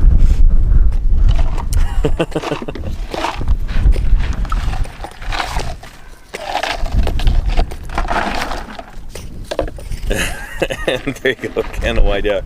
Red-eared sliders, ready to slide on over to you. And there you go. Cool. Anyway, we did have a turtle that we found, that Nick over here actually found. Right down there a little while ago. And we have since collected that. So that turtle is now safe. Yeah. So Ronlin says, how will you protect the plaster over the winter? I mean, that's the thing, is a jacket like this should be able to survive the winter. We built it thick enough and strong enough, and it should be able to withstand the elements. We might put some tarps over it, but those tarps might also get destroyed over the winter, so I don't know. We'll figure that out once we get these things flipped. But yeah, a good multi-layer jacket like this should be pretty resilient, even in the face of a Wyoming winter. Hopefully we get them out before the winter. Yeah, that would be really cool. Shoot, if we can get a helicopter lift before then. Yeah. But I don't know, from what our friends at the BLM were saying, it might take about a year to get the paperwork done. So we'll see. Another big hadrosaur just laying around. Yeah. Fully jacketed. Just waiting for somebody to, to pluck it like a blackberry. Yeah. And just take it home if they have a heavy lift helicopter at their disposal. Credit to whoever manages to get this thing out here. Exactly. Yeah. Just taking advantage of all our hard work. Yeah, don't tell Lindsay Zano. Let's come snag it. No, I'm kidding. She wouldn't do that. She could get a helicopter on him with a week's notice, though, probably. She does some pretty awesome stuff. Yeah.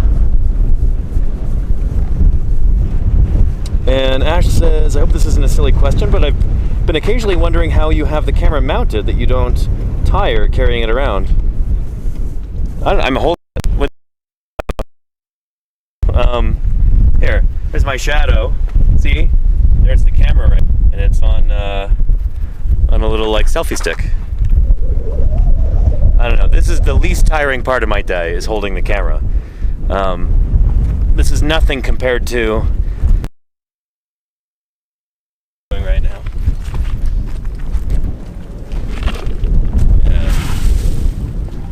Rocks and dirt, or carrying a 40-pound water jug down from the truck uphill to get here, carrying all the streaming gear and my backpack and everything else. Those are the tiring things. This is easy, It's vacation time, just holding a selfie stick. Yeah.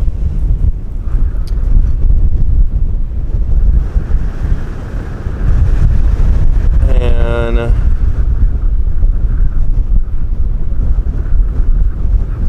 Mizart Rule says, is anyone in this dig site in the Walking with Dinosaurs series? I don't think so. Well, there's a chance Luke is, actually. He was there during the filming of it. We can ask him. Let's do that in a minute. And Crimson Carnotaurus says, do you rebury the jacketed specimens you can't extract in time? Yeah, generally, yeah.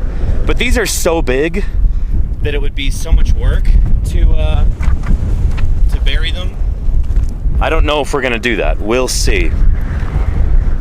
We might just use some spray paint and paint them rock color so they're not so conspicuous from the road. We'll find out. Yeah. And we got a question for you, Luke. Sure. Are you in the new Walking with Dinosaurs? I know you were at Lori's site when they were filming, right? Yeah, I was there. I might be in the background in some stuff, Nice. but I don't think I'll have too prominent of a role there. Yeah.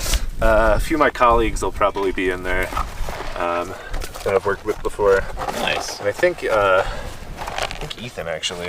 Ethan's got a close-up, I've been told. Yeah. Yeah. I've heard it's very flattering. Yeah, I'm trying to, I don't know. I think my friend Stephanie might be in a few shots. Nice. Yeah, we'll have to see. Cool. I'll find out along with everyone else. Yeah. Well, again, we're going to try and do a watch party and try to stream it. That may or may not be tonight. I don't know. So just keep an eye out for notifications. It'll be pretty sudden, I think. Yeah. And let's see here. Hello to you, Viren312. Welcome. Good to have you here. Atomic Mr. X says, is vandalism a common problem with jackets? It depends on where you are. For whatever reason, it seems like Utah is rife with that. Like, it's a huge problem in Utah. Probably because there's like a big culture of kind of like weekend warrior folks going out into the desert with off-road vehicles and just looking for stuff to mess up, I guess. I don't know. I'm sure it's an issue in places like Wyoming as well, but I talk to a lot of folks who deal with that in Utah. So yeah, talking with people like Jim Kirkland and Rebecca Hunt Foster. I don't know if there's anything particularly special about Utah that lends itself to higher rates of vandalism. Might not be. It might be a problem everywhere, but I hear about it the most from Utah. Yeah. But yeah. Fluffernet says, Danny, thank you for streaming. You bet, Fluff. Thanks for your support and your enthusiasm. I appreciate you. Yeah. There's chuckleheads everywhere, says Mirth. I suspect you're right about that. It's like it's just, you know, I know folks who've told me stories about land management in Utah, so they know all the Utah stuff. And I'm Evil 3. Oh, showing just the Dino Hunters show or whatever. Oh boy. I don't know, maybe. I don't think we have data on that.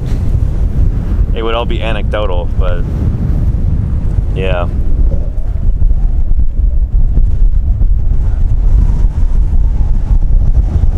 And Tempurus TV says security would be too expensive for security cameras.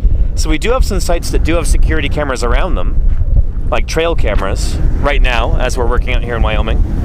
But that's only useful for like after the fact. That's not gonna, you know, stop anybody from vandalizing a site. It would just help you identify who it was after the fact. It doesn't actually save the fossils. So yeah, it wouldn't be much consolation. Hopefully it's a deterrent, but if somebody's going to go vandalize a site, they're probably not like looking carefully for trail cams or anything. Yeah. But anywho, yeah. We've got 402 people watching. That's not too shabby. Yeah. And Mooncloud says, given that you were on federal land, would vandalizing the site be a federal crime? Yes. Yeah, so don't do it. Again, like, you don't want to go to a federal prison over vandalizing a dinosaur site. Not only is that a horrendous crime, but also it's probably not the kind of crime that your fellow inmates are going to be particularly impressed with. You know, like, oh, what are you in for? Oh, yeah, I went and tore a field jacket off of a dinosaur site and then the bone got destroyed.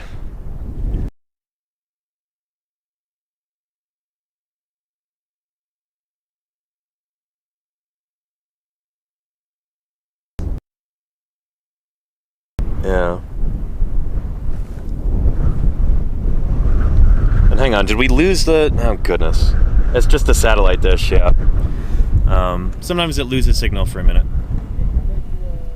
Yeah.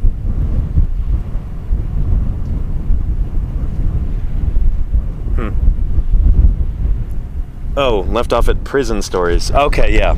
Well, I was going to say that, you know, if you end up going to prison for vandalizing a dinosaur site, you know, the other inmates are not going to respect you.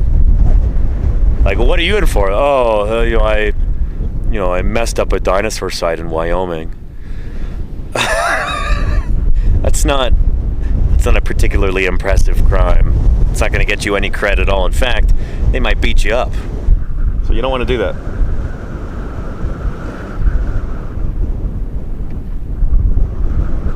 And Ramoda says, did someone do that? Oh yeah, people have gone to prison for that before.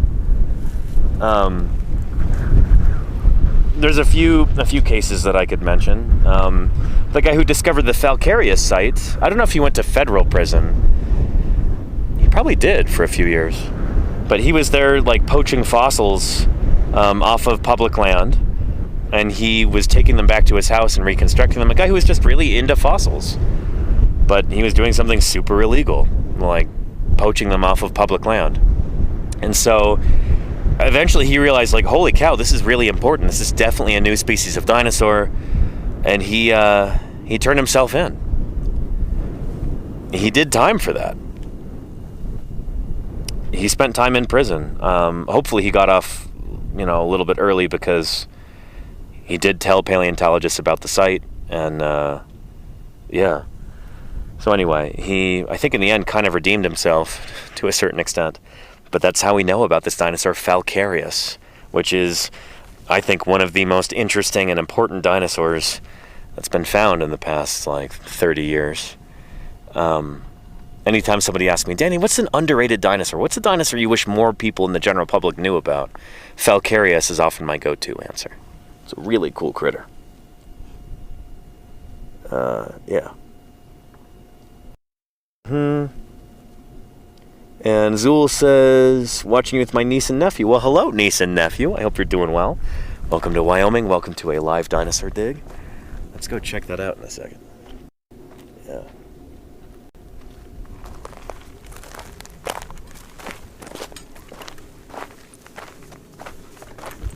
Oh, the wind has died down for a minute. This is nice. Yeah, there we go. Anything going on in that upper layer? Just the same thing. Okay. We're just trying to work it down. I mean, we're only about a foot above our gar friend now. Yeah, yeah. So we're getting close to, getting this thing completely down to where we want it. Nice. But no bones other than this stuff so far. Okay. A lot of amber, though. That's pretty cool. A lot of amber. That's neat. Any large chunks or just little crumbly bits? Peter the other day found a pretty good nodule down at the bottom of this jacket. Oh, cool. On the other side of James down there. Uh-huh. But other than that, it's just been like little beads. Yeah. Because we've got a lot of preserved wood in here and a lot of charcoal, and there's just holes. That's the sort of thing that slows you down too. You're like, shoot, is this bone? And then it just turns out to be wood. Yeah, exactly. And yeah. Usually the wood pieces can have a lot of little microfossils in them too. Yeah. So you got to be careful going through it. Mm-hmm. Cool. Yeah. And all the amber. Yeah, there you go, science streams. Yeah. The amber that we get here in the Almond Formation, a lot of our late Cretaceous North American amber is red in color, which is really neat. It's pretty, but it's usually very small. Like, you might find pieces that are about the size of a grain of rice if you're lucky. But it sounds like Peter found a pretty big one here the other day. Big compared to a grain of rice, at least. Yeah. Anywho. Let me capture some more of this burlap before it flies away. Thank you. Yeah.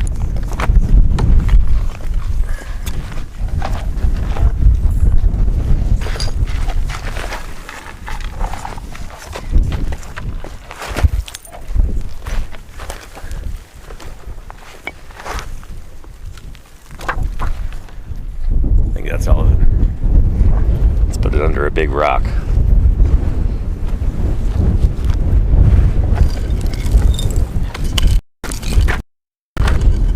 That'll do.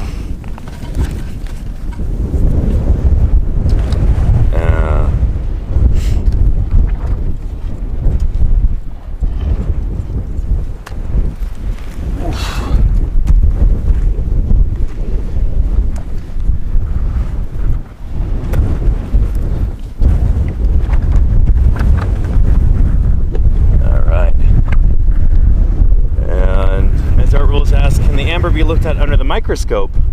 Have you found a big one? Sure, yeah. The biggest piece of amber I've ever found in Cretaceous rocks from North America is about the size of a grain of rice, though. So, unlikely to really have anything in it. But might have some air bubbles that could be useful. Maybe.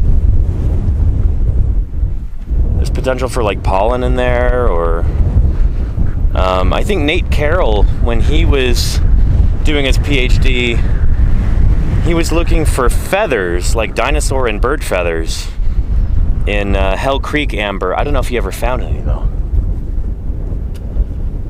So, yeah. And Prehistoric Kenji. Hey, welcome back, Prehistoric Kenj. Exams are finally over, so I can finally watch streams again. Welcome. We're about halfway through our season here in the Almond Formation, southern Wyoming. Started digging here on May 31st. And it's what, June 16th now? Let's look. That sounds right. 17th. June 17th.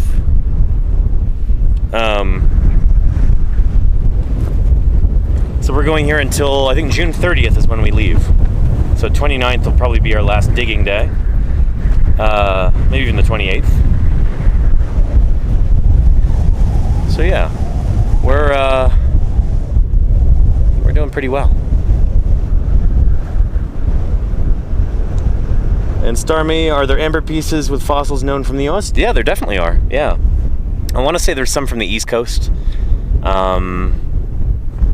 Yeah, we've definitely got amber with fossils in it from the US. There's also a lot of amber from Costa Rica, from the Dominican, well, I think Costa Rica, also from the Dominican Republic.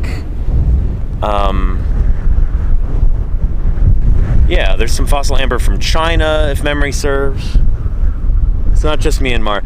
All this stuff from Myanmar, from Burma, the Burmese amber, most paleontologists refuse to work on that nowadays because it was actually part of...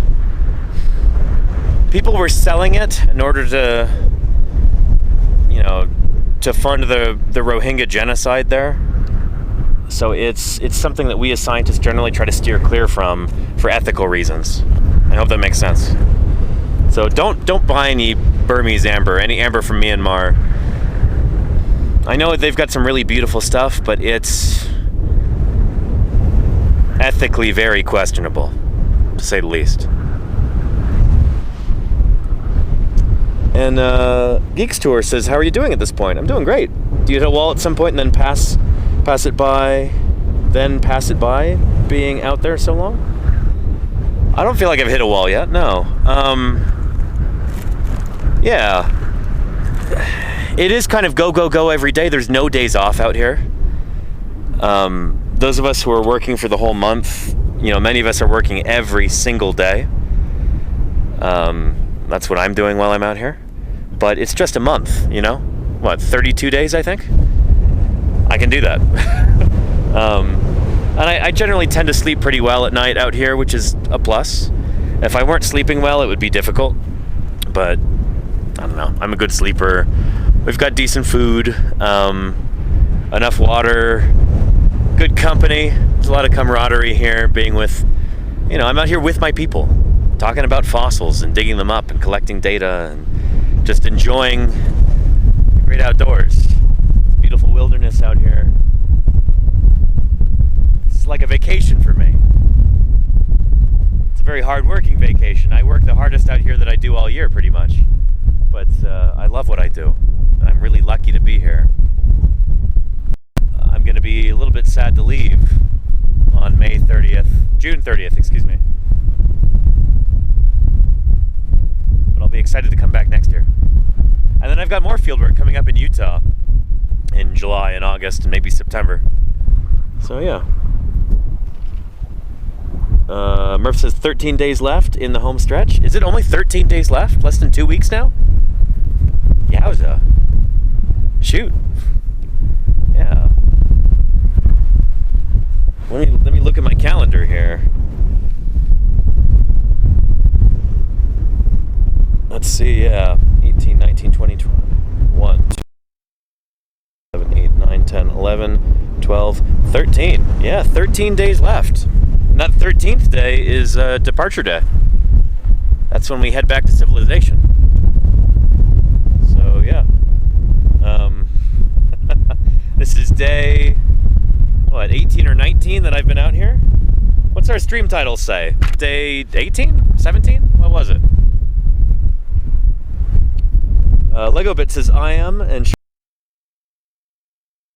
hard, keep it up. Thank you. Appreciate that. No, it's a privilege to be out here. Dreamt of since I was a little kid. And now this is my 15th, 16th, something like that, season in the field, depending on how you count seasons. Yeah. Living the dream. Very happy. Thriving out here. And Crimson Carnotaurus says, does the time fly? Oh, does the time feel like it is flying when you're on expeditions? Oh, day 18, okay. Which is actually our 19th day out here, because day 1 was just a travel day. Anyway, does the time fly out here? I don't feel like it flies by. I feel like it goes at kind of a normal pace. There's a lot to do during the day. You feel every day go by. I'll put it that way. Especially when you're out here for a whole month. It doesn't go quickly, but I don't know, especially with me going to different sites all the time. Like, we might be going to the Ankylosaur site tomorrow, we'll see. It helps keep the days from running together too much, if that makes sense. Yeah. And Harry Vetch says, often going back to civilization after a long time in the wilderness can make you feel kind of depressed. Hikers get the same thing. Yeah, that definitely is the case with some of our crew members. I know Quinn was not happy about going home. He's, of course, happy to see his loved ones again and sleep in a proper bed and not get bitten by spiders all night like he seems to do. Poor Quinn. But he was definitely sorry to leave us here. He's like, I wish I could be out here with you guys all summer. You guys are my brothers. And we were sorry to see him go. So that is definitely something that I miss when I'm not in the field, is just being around like-minded people 24/7. Camaraderie is something that's really special. I'm gonna put these sunglasses on so I don't get too much dust in my eyes with the wind blowing like this. Here, let's see Ethan use that tool down there. Let me set it down for a minute. But yeah, we've got like a rotary hammer. That's pretty neat. Yeah, and Quinn is a spider magnet. Apparently, Golganek. Yeah.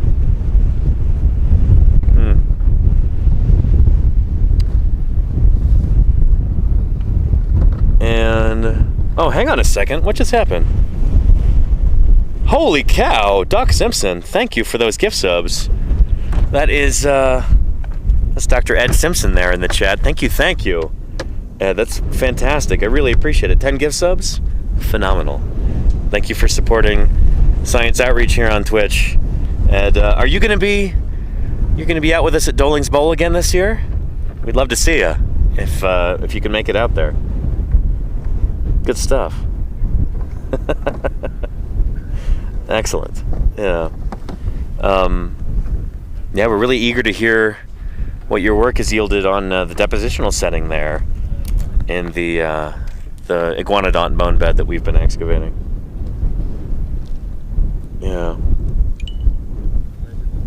And Lego Bit says days seem to flow together and it is hard to tell them apart. I get that. I mean, I don't feel like that happens out here. I feel like I've been out here for exactly 19 days so far. But I don't know. We can ask around the quarry and see what other people say. Let's get a quick survey. Yeah.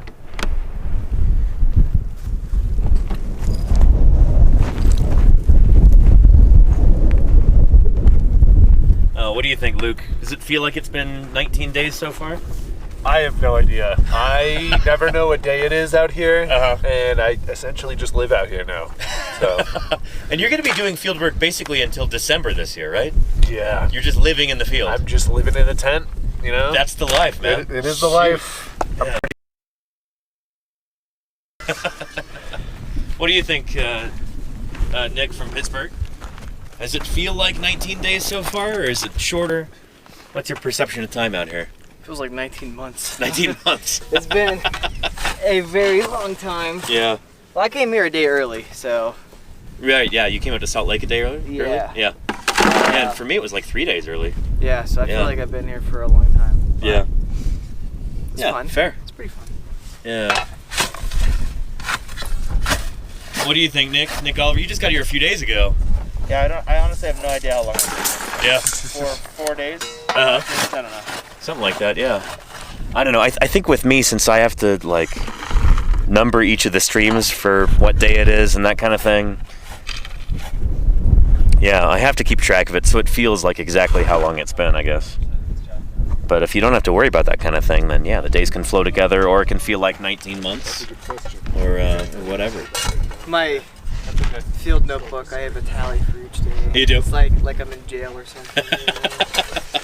And you're here until the very end. I am here to the very end. Nice, yeah. Down to there. Yeah, last year I think it was just you and me were the only ones who were here for the It every was. single day. It was. We set a new standard. Now there's multiple people. Yeah, to the now very it's end. that's a bunch of folks, including We do the other including one, Luke like that. Yep. and a bunch of other people in camp. Yeah, Fisher. Who else?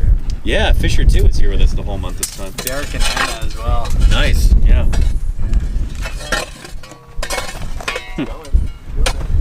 Yeah, good stuff. What do you think, James? Does it feel like? Well, you got to go home a couple of times, right? Yeah, I got to go home this weekend. Yeah, yeah. For work. Uh-huh. Yeah. Which was a nice break, but Nice. Get a shower and everything. Yeah. And sleep in a real bed. Yeah. Luxury.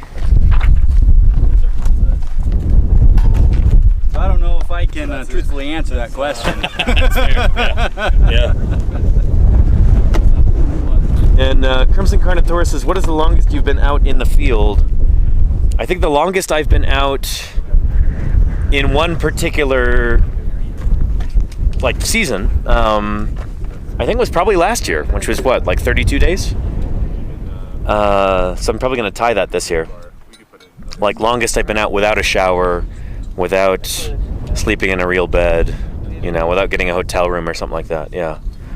But as far as field seasons go, I think so far 2012 would be my record. I was in the field for I think it was like 2.5 months, maybe 3 months. Yeah, I was more or less in the field when I was in Ekalaka with Nate Carroll and Jade Simon. That would have been, well, I think we left like May 10th or something like that. And then after that I was in the Judith River Formation for basically the whole month of June. And then for most of July and August, I was out in the Hell Creek. So, yeah, May, June, July, August. I think it was at least 3 months. Yeah. Yeah.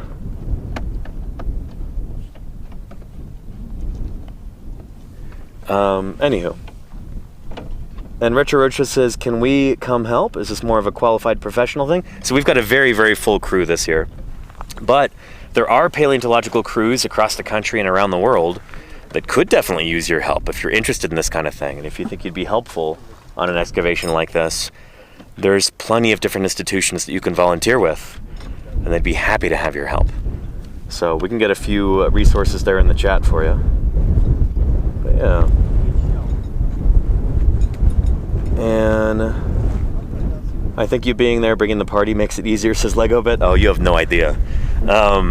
We've had 3 different karaoke nights so far, which have been pretty fun. And that was my idea. I brought the karaoke machine and the satellite internet and the laptop and the projector and the microphones.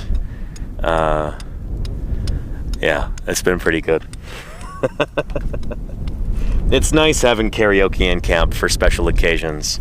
I was kind of wondering whether anybody would be interested in doing it. Maybe people are going to be too shy, but no, not at all. Like it was a party. Yeah. It is a good morale booster. Yes, indeed, for sure. Yeah. Oh, and Ed says going to try to get to the bowl. Excellent. I'm really happy about that. Ed, have you talked with Jim lately? So Jim got injured, I think almost 2 weeks ago now, and we're really hoping he could still make it out at least for part of the season, but we'll have to see. But I appreciate a call if you haven't talked to him yet. Yeah. Crimson Carnotaurus says, if you join the crew. Exactly, yeah. No, that's not true. We found the jade monkey. It was in the glove compartment, along with the ice scrapers and the road maps. Yeah.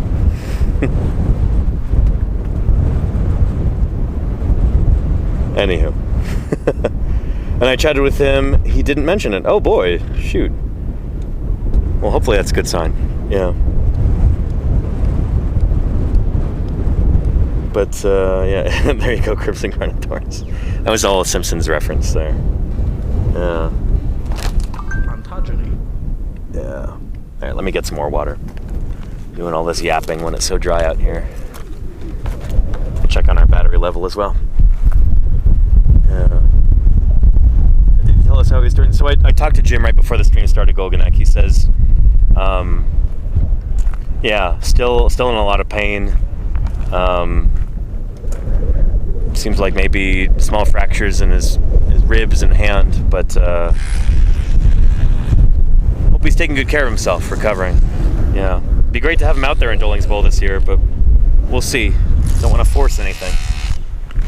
All right, how are we doing battery-wise? Let's see. 51%, not too shabby. Yeah, excellent. Let's get some water. Oh, and you can hear, here, let's go look at Ethan using this tool. It's almost like a mini jackhammer. You can use it for breaking up some of the rock and other matrix. Even though there's Pretty nice. It's the first season we've had these. Oh yeah. What do you think, Ethan? The rotary hammers? Yeah. I couldn't be more pleased. I'm so stoked on these things. It's good stuff, yeah. Thick rock knife through butter, baby. Nice. We're hoping these would also be useful at the Ceratopsian site too. We'll see. Oh yeah, along with the full-size jack. Yeah, what I'm doing right now is digging out a dig pit. Flip it. Nice. Yeah, we need to make a big concavity right here. The line here, I measured it out. Oh, nice. We just staked them in. Oh, okay, nice. Yeah, rebar there. Pit. Yep. Beautiful. That's right. Excellent.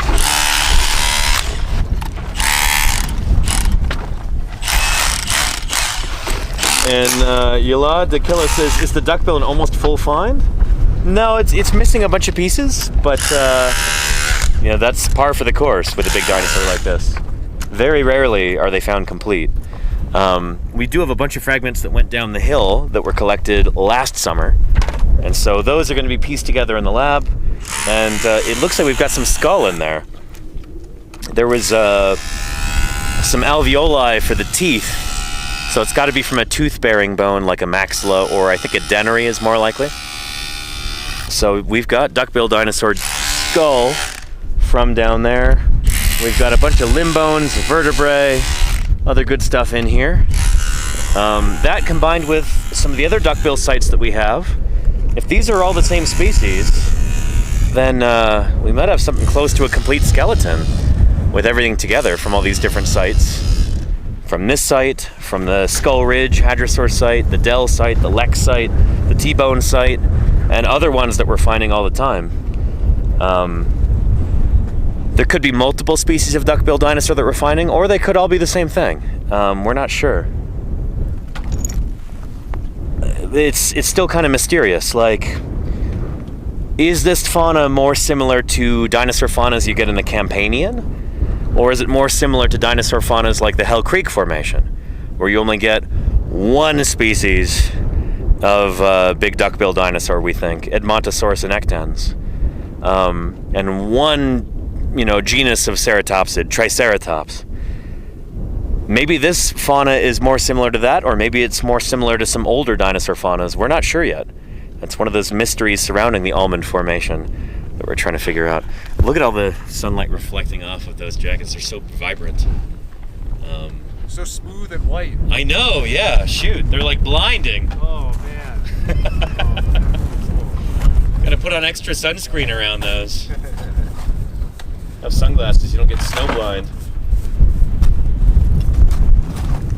But, yeah.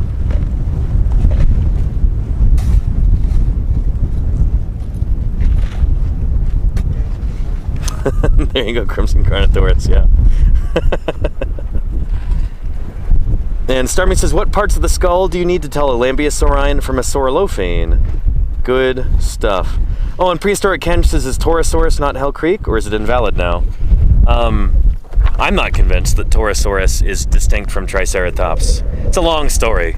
It's rare in the Hell Creek. It seems to be more common in older formations, and I think that that's part of it, as you've got heterochrony going on. We could talk about this another time, but yeah. And people like Denver Fowler or John Scannella could articulate this much better than I could. They actually work on this sort of thing.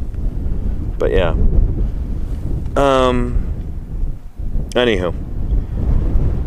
Let's see. What parts of the skull do we need? Asked Starmy. Let me show you. Take out our diagram here.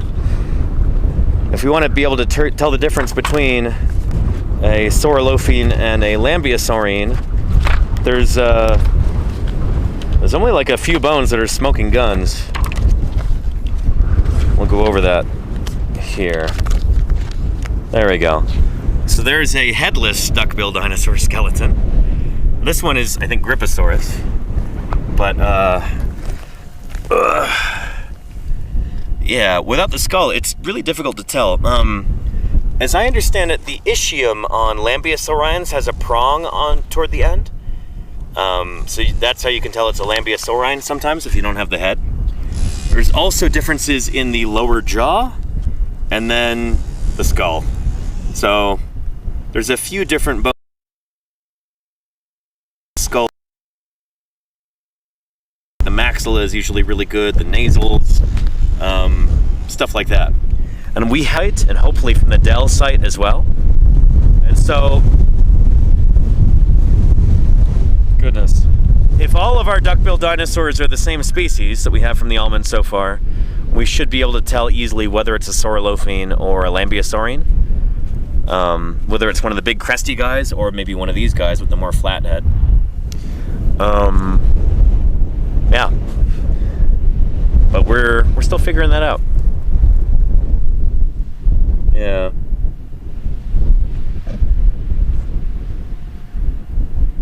And Ms. Art Rule says, is there somewhere we can send Get Well cards to Paleo Jim? There is, yeah. You can look up his profile on the Utah Department of Natural Resources website. You can get his address there. And you can send him a Get Well Soon card. He might get it after he goes back to work, but I'm sure he'll appreciate it. Yeah. Thank you, Lenina. Beautiful. Yeah. Anywho, good stuff. Here, I'm gonna sit down for a minute because my shoulder's getting a little tired.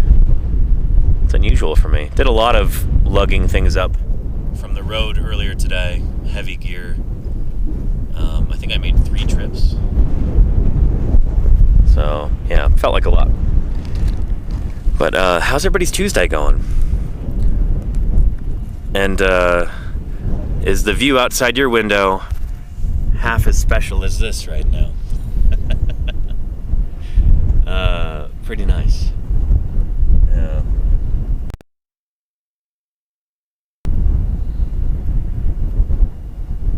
100% nope, says. Yeah. Good stuff. And again, it's such a privilege to be able to do this, you know? When I was a kid, dreaming of becoming a paleontologist, I would have gone nuts for this kind of thing, you know? Being able to tune into a dinosaur dig live and ask questions and see new species come out of the ground years before they get named and published. I like to think this is pretty cool. And we've got 400 plus people watching right now, so hopefully I'm not alone in that assessment. Yeah. Did you guys get caught by the upcoming bad weather? We didn't. This is Amy. We got out just in time, which is really nice. We timed that well. Yeah.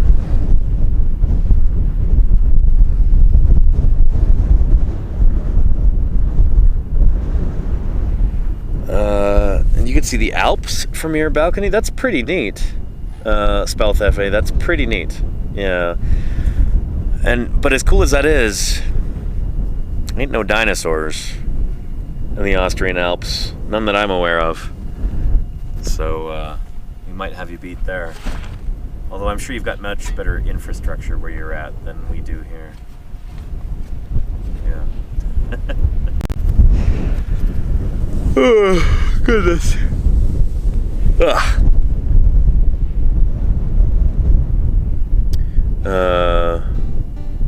And there you go, chaotic time traveler. Nice.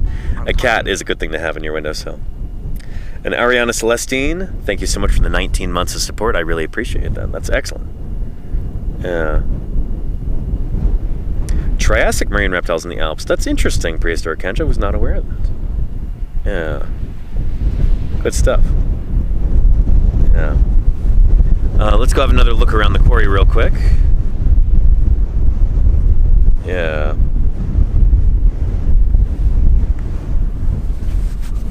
Make sure I clip this to my belt so I don't let it blow away in the wind. Oh, we got a tractor down there driving on the road. Moving pretty fast for a tractor. Huh. So I think they're doing some construction up the road somewhere. Yeah.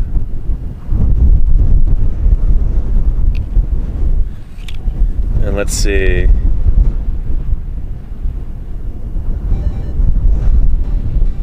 And Euladicilla, yeah, that sounds pretty good. Duckbill dinosaurs. Our hadrosaurs, they seem to have been in a bunch of different environments at the end of the Cretaceous. Everything from deserts to swamps.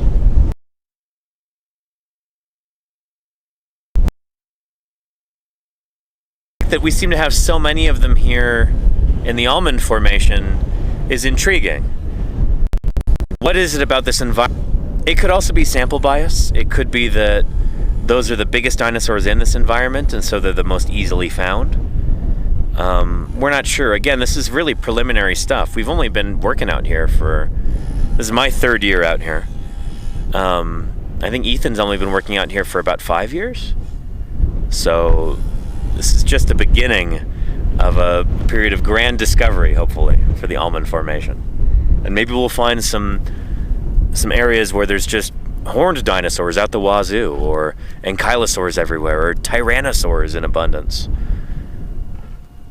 But so far, most of our sites are hadrosaur sites. And we've just got a handful of other kinds of dinosaurs, like one site each for each kind. Yeah. And I'd mainly assumed they'd be in swamps. Yeah, so I don't think hadrosaurs were particularly well adapted for living in swamps. They did live in and around those areas, I guess, but your horned dinosaurs may have actually preferred that kind of environment. Maybe. I know in the Hell Creek Formation, Triceratops becomes really, really common in the upper part of the Hell Creek, and that seems to be swampier than the middle or the lower, where you've got duckbill dinosaurs. I'm not going to say in greater abundance. I think Triceratops is the most common in all parts of the Hell Creek. But once the area becomes swampy, Triceratops is just everywhere. Yeah, but that could be specific to Triceratops. That might not be true for all ceratopsids. You know, it might not be safe to generalize outward for the whole family. But yeah, Salty Devil Dog got a gift sub from Doc Simpson. Excellent, amazing work out there. I look to see if I could drag my son out there next year. Nice, cool. Yeah. Opportunities to go out and dig up dinosaurs, volunteer with different. So I'd encourage you to look around. Yeah. Yeah.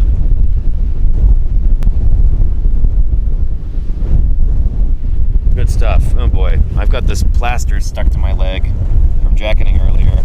There's multiple leg hairs caught in this. It's gonna have to come out eventually. I might as well just rip it off like a band-aid, right? You ready, chat? I'll count on from 3. 3, 2, 1. Ah! Ouch. There's a bunch of hairs in there. Yeah. Ugh. And here comes the wind. Yeah. Happy Pride Month to all of you too. Thank you, thank you. Thank you for the support there, Musso. Oh, Moose, appreciate you. Yeah.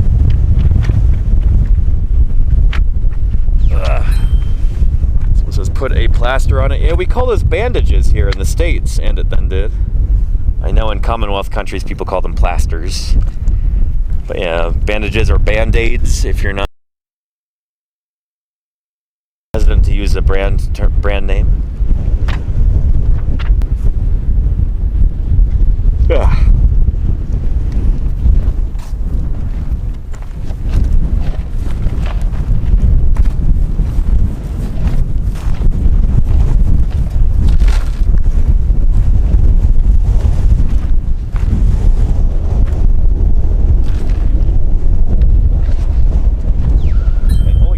We do have a hype train going. Beautiful. Excellent. Thank you for the support, everybody. This is fantastic. Really appreciate that. Good stuff. Yeah. Anybody need a hand with anything? Or are we doing pretty well? I think we're doing okay. Nice.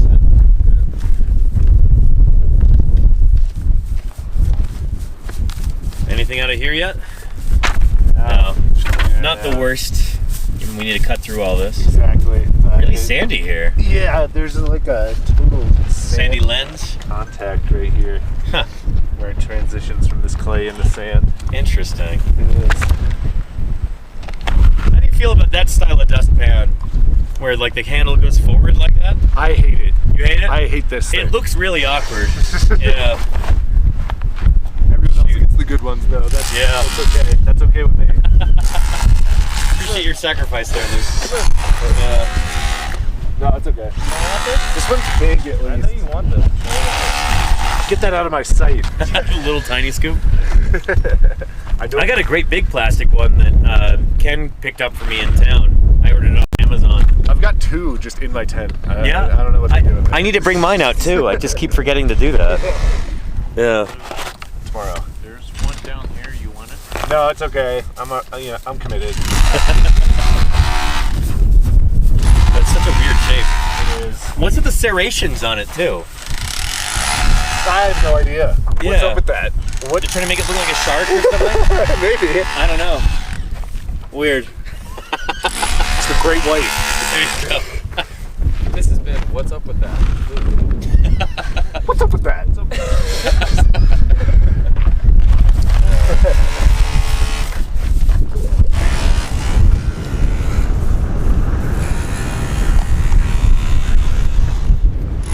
Oh man, I'm hungrier than I expected to be. I should have packed more for lunch today.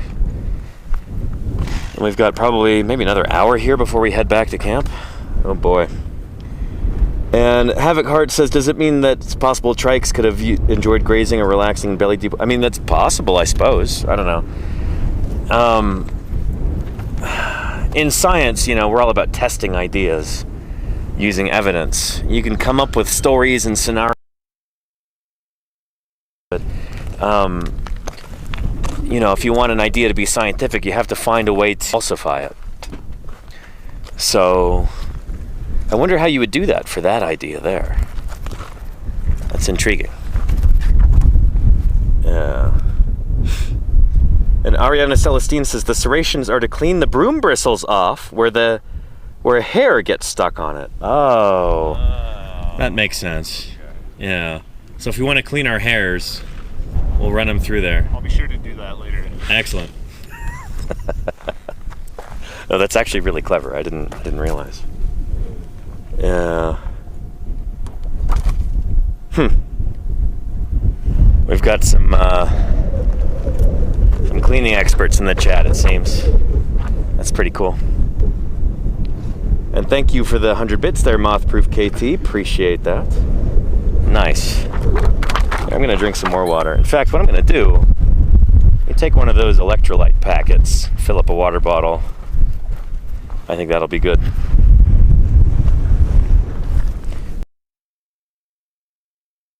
I hope I have some in here. Let's see. Trying to do this one-handed while I hold the camera. All right, I'm in luck. Excellent. Okay, let's mix it into the big boy here. Or maybe I'll do the small one. Yeah, I'll do that.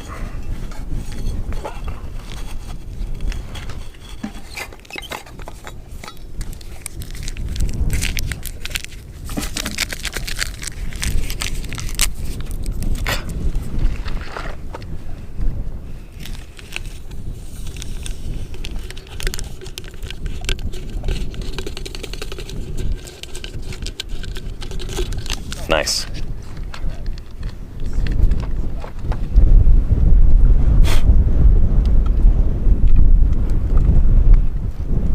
All right.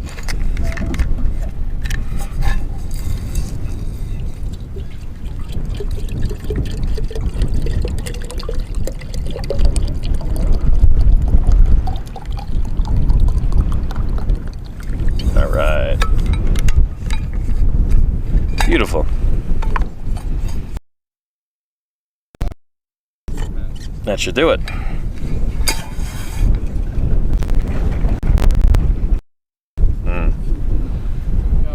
And Lego Bit says, have you ever dug up any long necks? You mean sauropods? Sauropod dinosaurs? Curious about Dacia Titan with a club on the tail. I'm not really familiar with that guy, but Shunosaurus, which is from China, has also got a club on the end of its tail. Yeah. Have I dug up any sauropods? Briefly, yes. 2022, I think. I went out near Jurassic National Monument, near the Cleveland Lloyd Quarry with Eldred Krumenacker, and we dug up a few different sauropod bones.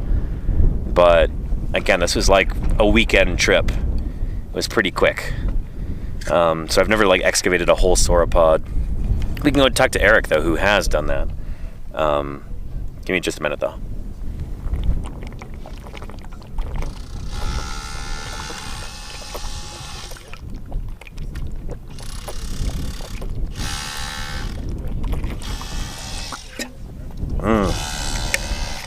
It's good.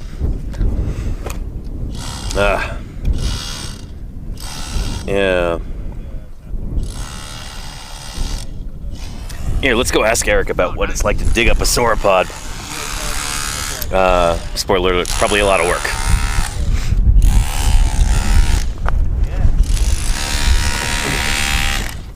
My hypothesis was that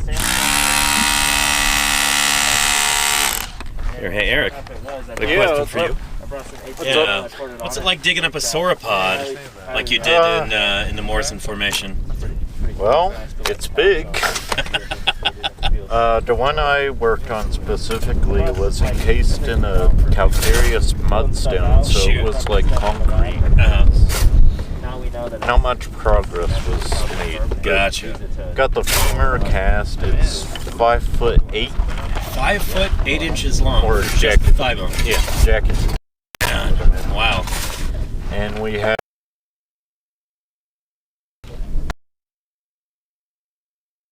Uh-huh. just so it's articulated, kind of. Yeah. Do you have an idea what taxon it was? Diplodocid, so Diplodocid. we're thinking Diplodocus, but now maybe Barosaurus. Barosaurus. Nice. Cool. When was that? 2022 and 2023. Nice. I worked on it. Cool. Didn't make it to the site last year when I was doing Morse and stuff. Nice. Yeah. I've never really dug up more than a couple bones from a sauropod, but I've been to sauropod quarries before, and it's nuts, you know? Yeah. Just how big those animals were. It's almost always a multi-year endeavor to dig up a sauropod. So. Oh, definitely. Yeah. Cool. Oh, but we did find teeth marks from Tooth marks. Allosaurus. Nice. Very nice. So, Gavin, Pretty cool. I mean, something that size, an Allosaurus probably wouldn't be able to take it down. Yeah. Unless they were in the pack. Sure. Yeah. Neat. Thanks, Eric. Yeah. I don't know. We'd be over the moon to find a sauropod here in the Almond Formation, but we'd also be, that would be a huge discovery because we don't have any sauropods from this time in North America. But it's possible, you know? You get Alamosaurus in the Maastrichtian down south in the San Juan Basin. So yeah, it's not impossible, I suppose. Uh-oh.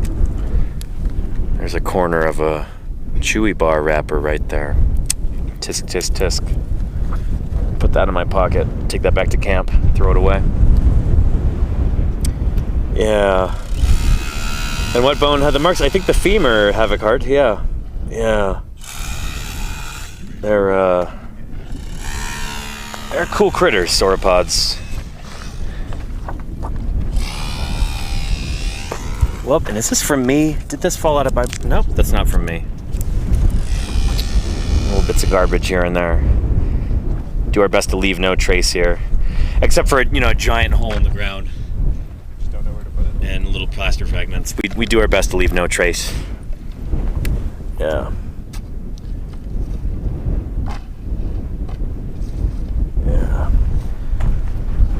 Ooh.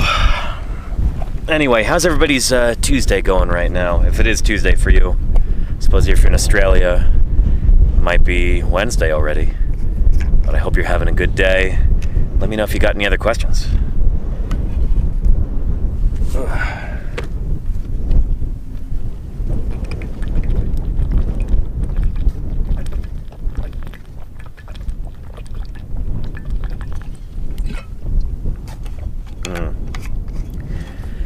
Yeah.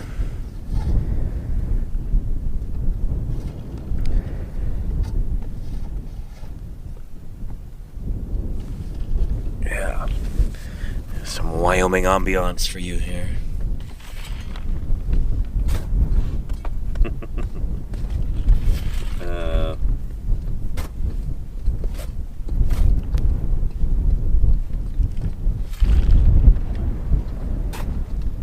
Mizart Rules just says fossils. Fossils, I agree. Fossils. Yeah, nice. And Kermit's Garnosaurus talking about video games. Nice. Video games on Twitch? Really? Who'd have thought?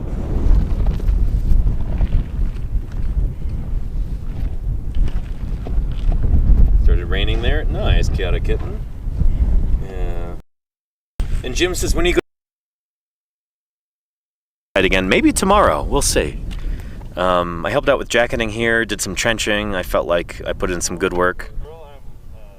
But we'll see. We'll see what tomorrow brings. That would be pretty cool. I know you'd like to see that, Jim, and I'd like to see it too. I heard they're mostly just working on getting their jacketed bones out. Ethan's been having to do a ton of mapping and stuff there, and that's been kind of a yeah. It's been kind of a roadblock at this point. But yeah. Anyhow.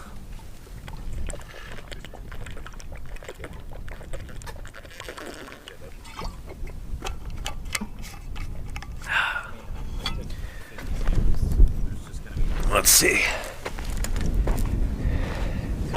Check on our battery up here too.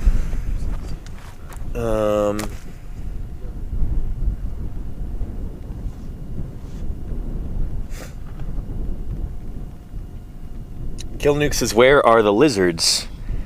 We could go try to find some lizards if you want. This time of day, they might be hiding, especially given it's so windy. But often in the mornings, I'll see them scurrying over rocks. We could see if we can go spot one. I don't know exactly what they are. They seem kind of like spiny lizards. Like, kind of like we get back home, like western fence lizards, genus Scaloporus, I think. They look similar to those, but chonkier up here. How's our battery? 46%, that's pretty good. Could be a lot worse. Adjust our panels a little bit, see if we can get a little bit more sunlight. Nah, we're fine. Let's go lizard scouting. Can we find a modern lizard scooting around? They love to hang on rocks like this.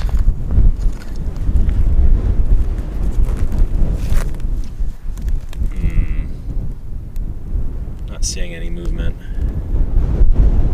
They don't seem to be super fond of the wind. So they might just be hiding in cracks and crevices. We do have a nice burrow right here from somebody. Who's living in there? That could very well be pack rats, or looks too small to be a badger burrow. But yeah, I don't know.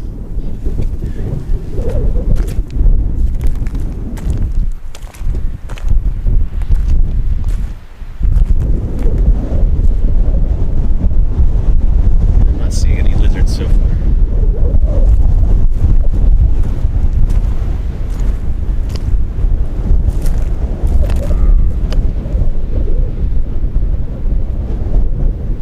Yeah. Huh. The other day, we had a pronghorn show up at the top of that ridge and was just looking at me as I was setting up the satellite dish. And then it started making this noise. It's funny, I don't associate pronghorns with like being very vocal. But it made this noise that was like kind of like that, but louder. I don't know if that's a warning call or what. And frankly, I'm not sure if it was making that sound with its vocal apparatus or whether it was farting. But yeah, made that noise repeatedly while looking at me. I made the noise back and it seemed awful confused, and then it ran away.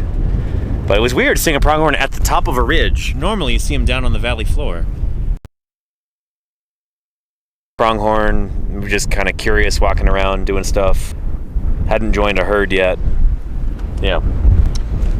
And we get gophers out there. We get ground squirrels. We get prairie dogs. We get these little chipmunk guys.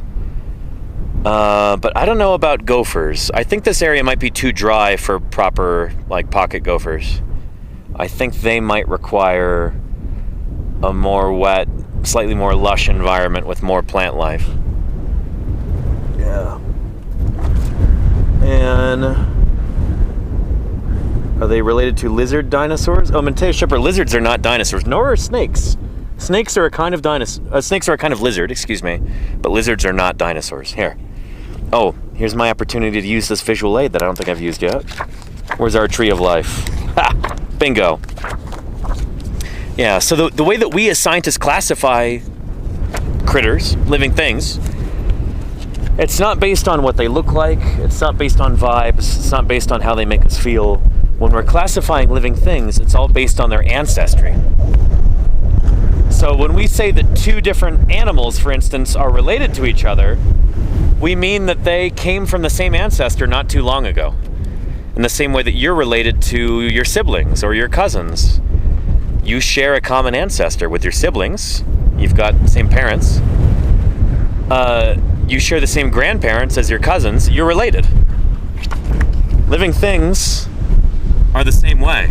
All living things on Earth, as far as we know, come from a single origin point. Around about 3 billion years ago, give or take, the origin of life.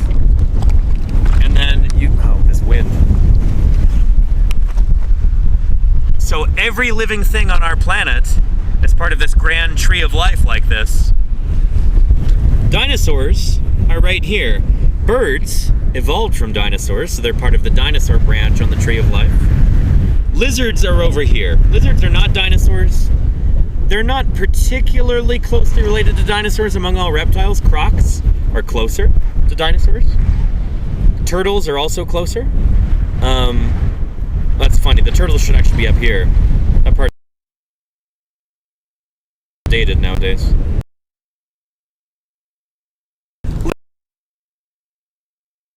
Of reptile, and dinosaurs are a kind of reptile too, but they're not particularly close to a tree. Sure, they're both diapsids, but lizards, the group that includes dinosaurs and crocs and birds, obviously, because birds evolved from dinosaurs.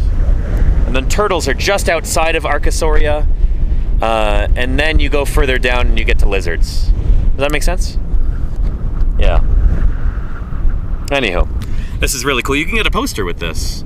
But I love this kind of diagram because it's a synthesis of literally hundreds of years of work by literally tens of thousands of scientists around the world, all studying these individual organisms, figuring out what makes them tick, figuring out how they're related to one another. You synthesize all of that information to a beautiful graphic like this, and it's just, I think it's a gorgeous thing. It's so, so, so cool. So yeah, the Tree of Life, ladies and gents. Yeah. And Zealot says, but crocs must be dinosaurs? They're not. They're absolutely not dinosaurs. So, crocs they're related to dinosaurs, but they're just outside of the dinosaur part of the family tree. So, the croc ancestor kind of split off before dinosaurs first evolved. So, by definition, they cannot be dinosaurs. Dinosaurs all come from a single common ancestor, probably around about 240 million years ago, and like the end part of the middle Triassic or thereabouts. But yeah, and crocs, their ancestors had split off before that, so crocs are definitely not dinosaurs. It's kind of funny to think about, like, you know, a Nile crocodile is not a dinosaur, but a hummingbird is a dinosaur, because hummingbirds, like all birds, evolved from a dinosaur back in the Jurassic period. Birds have their origin within Dinosauria, thus they are dinosaurs. Yeah. And Dr. Irrefutable, is it your birthday today? Happy birthday to you. Exciting. Yeah. I like hummingbirds too, Chaotic Kitten. Yeah. I hope Lordy back home has filled up the hummingbird feeder to keep those hummers happy. Yeah. And that's right, Yolanda Killa. Crocs are archosaurs. So both crocs and dinosaurs are a kind of archosaur, but they're different kinds of archosaur. Crocs are not dinosaurs, like we were saying. Yeah. Good stuff. Yeah, anywho. Hummingbirds are tough little fellas. I've yet to see any out here, and that's not surprising given just how kind of barren this landscape is. Not seen a single hummingbird in Wyoming so far, but I'm sure they're here in certain parts of the state. Not a whole lot of flowers for them to visit. The only real flowers we've seen a few wildflowers and blooms on cactuses, but yeah, I don't know if that's enough to sustain hummingbirds in this part of Wyoming. And Havoc Heart. Oh, things like Dimetrodon. They're not archosaurs, no. So Dimetrodon is not even a reptile. Dimetrodon is what we call a synapsid. So we might even have them on our Tree of Life right here. Let's take a look. Yeah, so Dimetrodon is a synapsid. It's on the branch going to mammals. Looks like we don't have them on here, but Dimetrodon would be right about there before you even get to platypus. So think of Dimetrodon as like a weirdo proto-mammal. It's not closely related to dinosaurs at all, which is, it's cool to think about. Yeah. I was talking with Jim about Dimetrodon a little while ago. It's one of the first like big terrestrial predators that ever evolved on Earth. Pretty special in that regard. Dimetrodon's a cool critter. Yeah. And HD says, are you on Mars? No, this is Earth. But it's Wyoming. Yeah. Wait till we're out at Doling's Bowl this year. It's going to be even drier and more desert-like than this. Here, you know, we've got all of this sagebrush and everything. In Doling's Bowl, it'll be much, much drier. That'll look more like Mars. Yeah. What's funny is that in another part of Utah, near Hanksville, Utah, they have like a Mars base that they set up there in the Badlands. I don't know what organization it's with, but it's in Hanksville, Utah.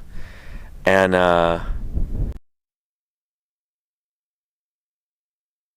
it would do essentially, like trying to see what would it be like for humans to live on Mars. The environment with these stuff, and they drive rovers around, and yeah, I don't know a lot of details about it, but we would see this on the way to the Hanksville Burpee dinosaur quarry there.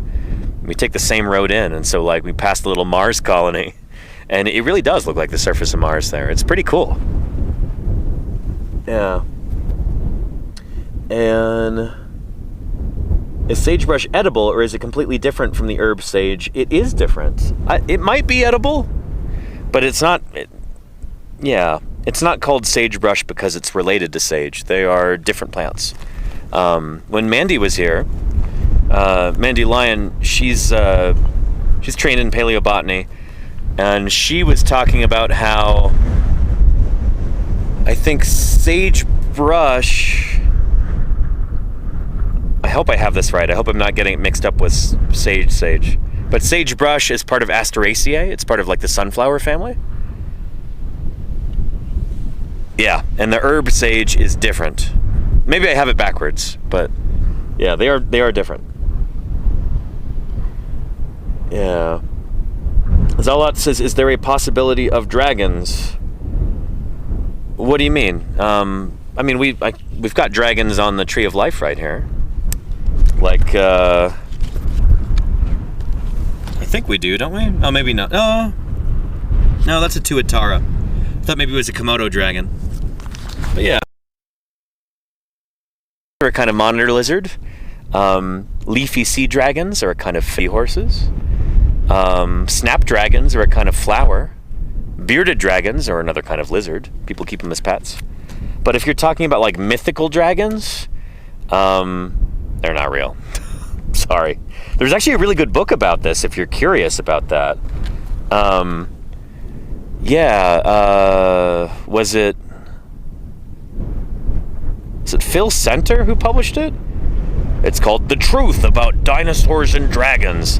And so he wrote this book as a paleontologist to help clear up public misperceptions about dinosaurs and dragons. You'll hear a lot of like kind of nonsense pop culture stuff about this. Like History Channel, since they went down the tubes, they've probably had some shows about it. Like, oh, did you know dinosaurs and dragons are the same thing? And actually they built the pyramids or whatever. There's so much nonsense about this kind of thing online, and there's a lot of it from creationist circles as well. So, you know, people who, they think that if they can convince you that dinosaurs lived with people and people called them dragons, then that means the Earth is only 6,000 years old. You know, it's not logic that really tracks at all, but, you know, they do have, unfortunately, a lot of clout in American culture, and I don't know, they end up confusing a lot of people.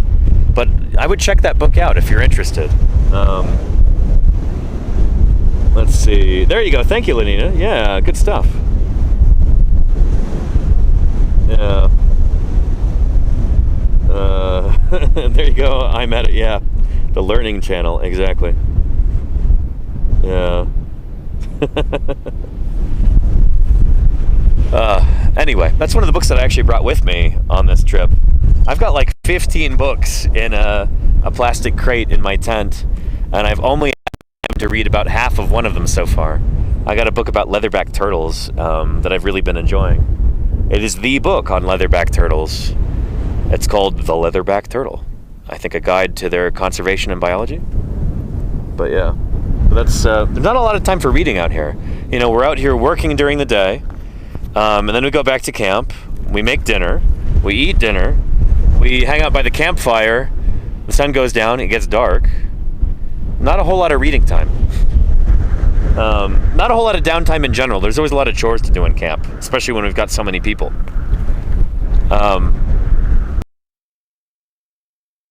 I've got maybe 10 minutes of reading in every day, something like that. That's it. It's not... Yeah. But anywho. Snow Denshi says, the most interesting conspiracy theory about paleontology I heard is that they sculpt all of the fossils on site for a bunch of money. Meanwhile, they aren't making that much money. We're not making any money out here. Shoot. We're spending money to be out here. The fossils that we're excavating are going to one or two different museums, the Cincinnati Museum and the Carnegie Museum in Pittsburgh. Yeah, this isn't the most expensive kind of enterprise, but we're certainly not making money out of the deal. Far from it. And all of us here on the crew are volunteers. Yeah. But yeah, that is, again, it's frustrating when you hear conspiracy theories like that. Like, oh, the paleontologists, big paleo, they're sculpting the bones to sell them to the Smithsonian. Like, that's not how any of this stuff works. Yeah. I don't know, let's ask some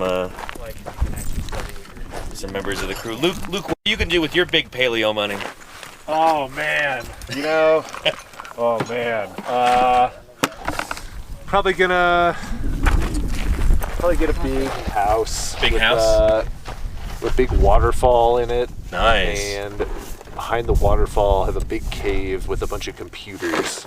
Cool. And it's more like secret stuff. Yeah. Kind of going with the conspiracy theme. That's what I'm gonna do. I like that. And I'll just kind of disappear. Yeah. And you'll never see me again.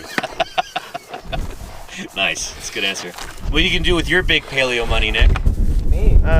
Donate to NASA to continue to, perpetuate the round Earth lie. Keep it. That's a noble enterprise. Yeah. Paying it forward. Paying it forward. Nick from Pittsburgh. Yeah, there we are. What was the question? What are you going to do with all of your big paleo conspiracy money that we definitely have? I think I'll give it all the Colossal Biosciences for them to make me a one-ton chicken. Oh my god. A one-ton chicken that will eat us all. A one-ton chicken. Nice. Why not, right? Yeah. What about you, James? What are you going to do with your big paleo conspiracy money that we're definitely getting out here? Build a museum. Oh, Another one. Uh-huh. That's the wrong answer. You want to applaud me? This guy's not in big paleo. Unless it's a museum. Mine's probably going straight to George Soros. There you go. Yeah. Good answer. Maybe George Soros?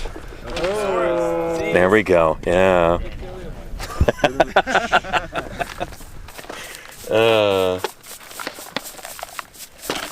Good answers, everybody. I'm gonna buy Ethan a new groover. Oh, there we go. Yeah. Well, we had a new one this year until people started pooping in it. I mean, it was so shiny at the beginning of the summer. Yeah. Might need a second one with this many people out here. I think we actually might. Yeah. We've been filling it up like what, once a week or something like that. Yeah. Why don't we just go ahead and go with the full portage on? I mean, that would get torn apart by Wyoming winds, right? Oh, yeah, you're right. Get the honey bucket out here. Yeah, dude. Shoot, when we getting blown over in the honey bucket. when I was in seriously, when I was in St. George, we caught that on camera. I think one of the porta potties just getting blown over by the wind. No. Luckily, nobody was in it, but that is a nightmare scenario right there. Oh man. So yeah. But yeah, the toilet situation in camp is definitely getting slightly dicey. We have it's basically a little aluminum box with a toilet seat on top, and that's where you do your poop. And yeah, with like 20 people in camp, it tends to fill up pretty fast. We really need to empty it out again soon. Maybe Ethan did that today. We'll see. Ethan Cowgill. Deathsaurus says, George Soros is my favorite dinosaur.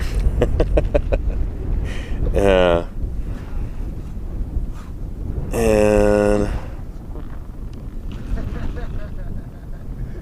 too much fiber? No, it's definitely not enough fiber. No, I've not been getting enough fiber out here. Gonna have to invest in some Metamucil or something. You know, everything looks healthy. It's just like, oh boy, I don't feel like I'm getting enough fiber. Not enough fruits and vegetables out here. But that's how it goes, you know? Fruits and vegetables, oftentimes you have to refrigerate them. They don't last very long. Back in camp, we've got a lot of canned goods, a lot of bread. But this year, we've been doing really, really well in not letting rodents get into our stuff. Last year, we had a big problem with all these chipmunks and ground squirrels who just decided that we would hear them at night and in the morning when we go to bed, just like ransacking our like kitchen tent area, running all over the tables and leaving their little paw prints, getting into any scrap of food that anybody left out. This year we've got a series of great big plastic bins that we can seal on the top, and so that's really discouraged our rodent friends from trying to raid camp. It's been nice. Oh, and also another big improvement, hard plastic trash cans. Last year we had these like accordion style pop-up trash cans, and those chipmunks would just chew right through the side of them. They're not doing that this year, so our garbage is safe as well. So we've had much less of a rodent problem this year. Yeah.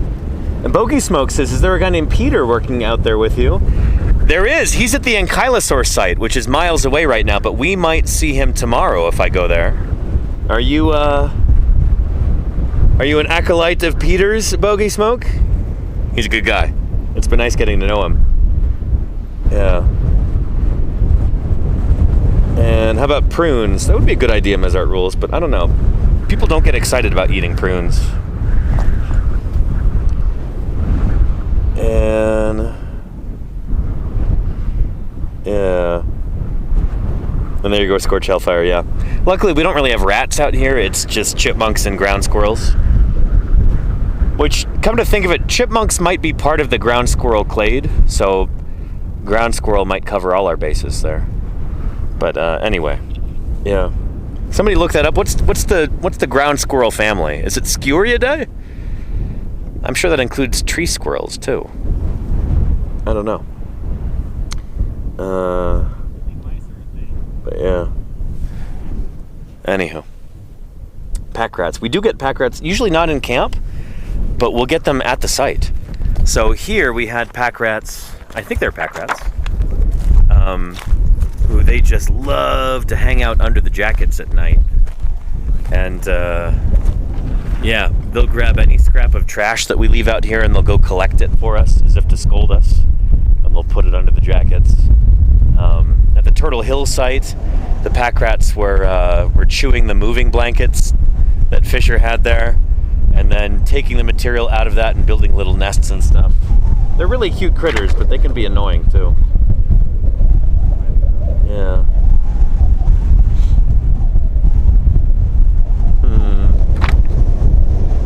10 grams of fiber. Nice, Frank Big Time. I might have to look into that. Yeah. Do they have Uinta ground squirrels out there? I don't think I've seen any Uinta ground squirrels.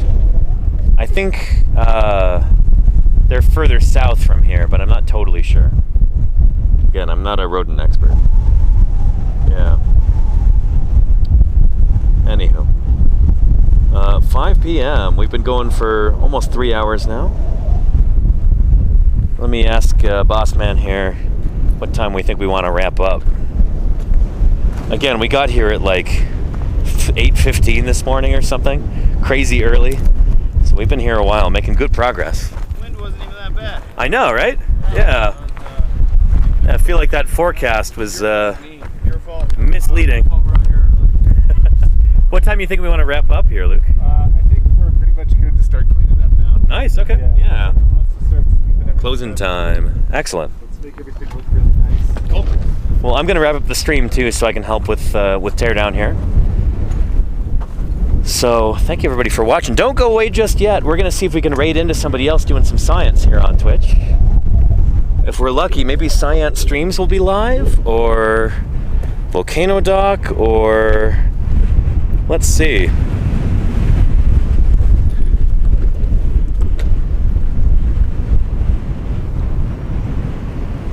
To home, watch, following. Let's see.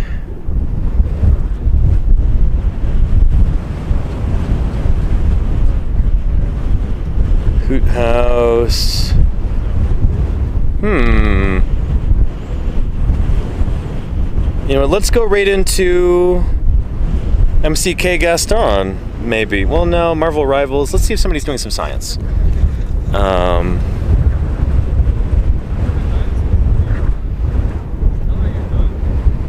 know, it's been a while since we've raided into Alveus Sanctuary. Let's do that. There we go.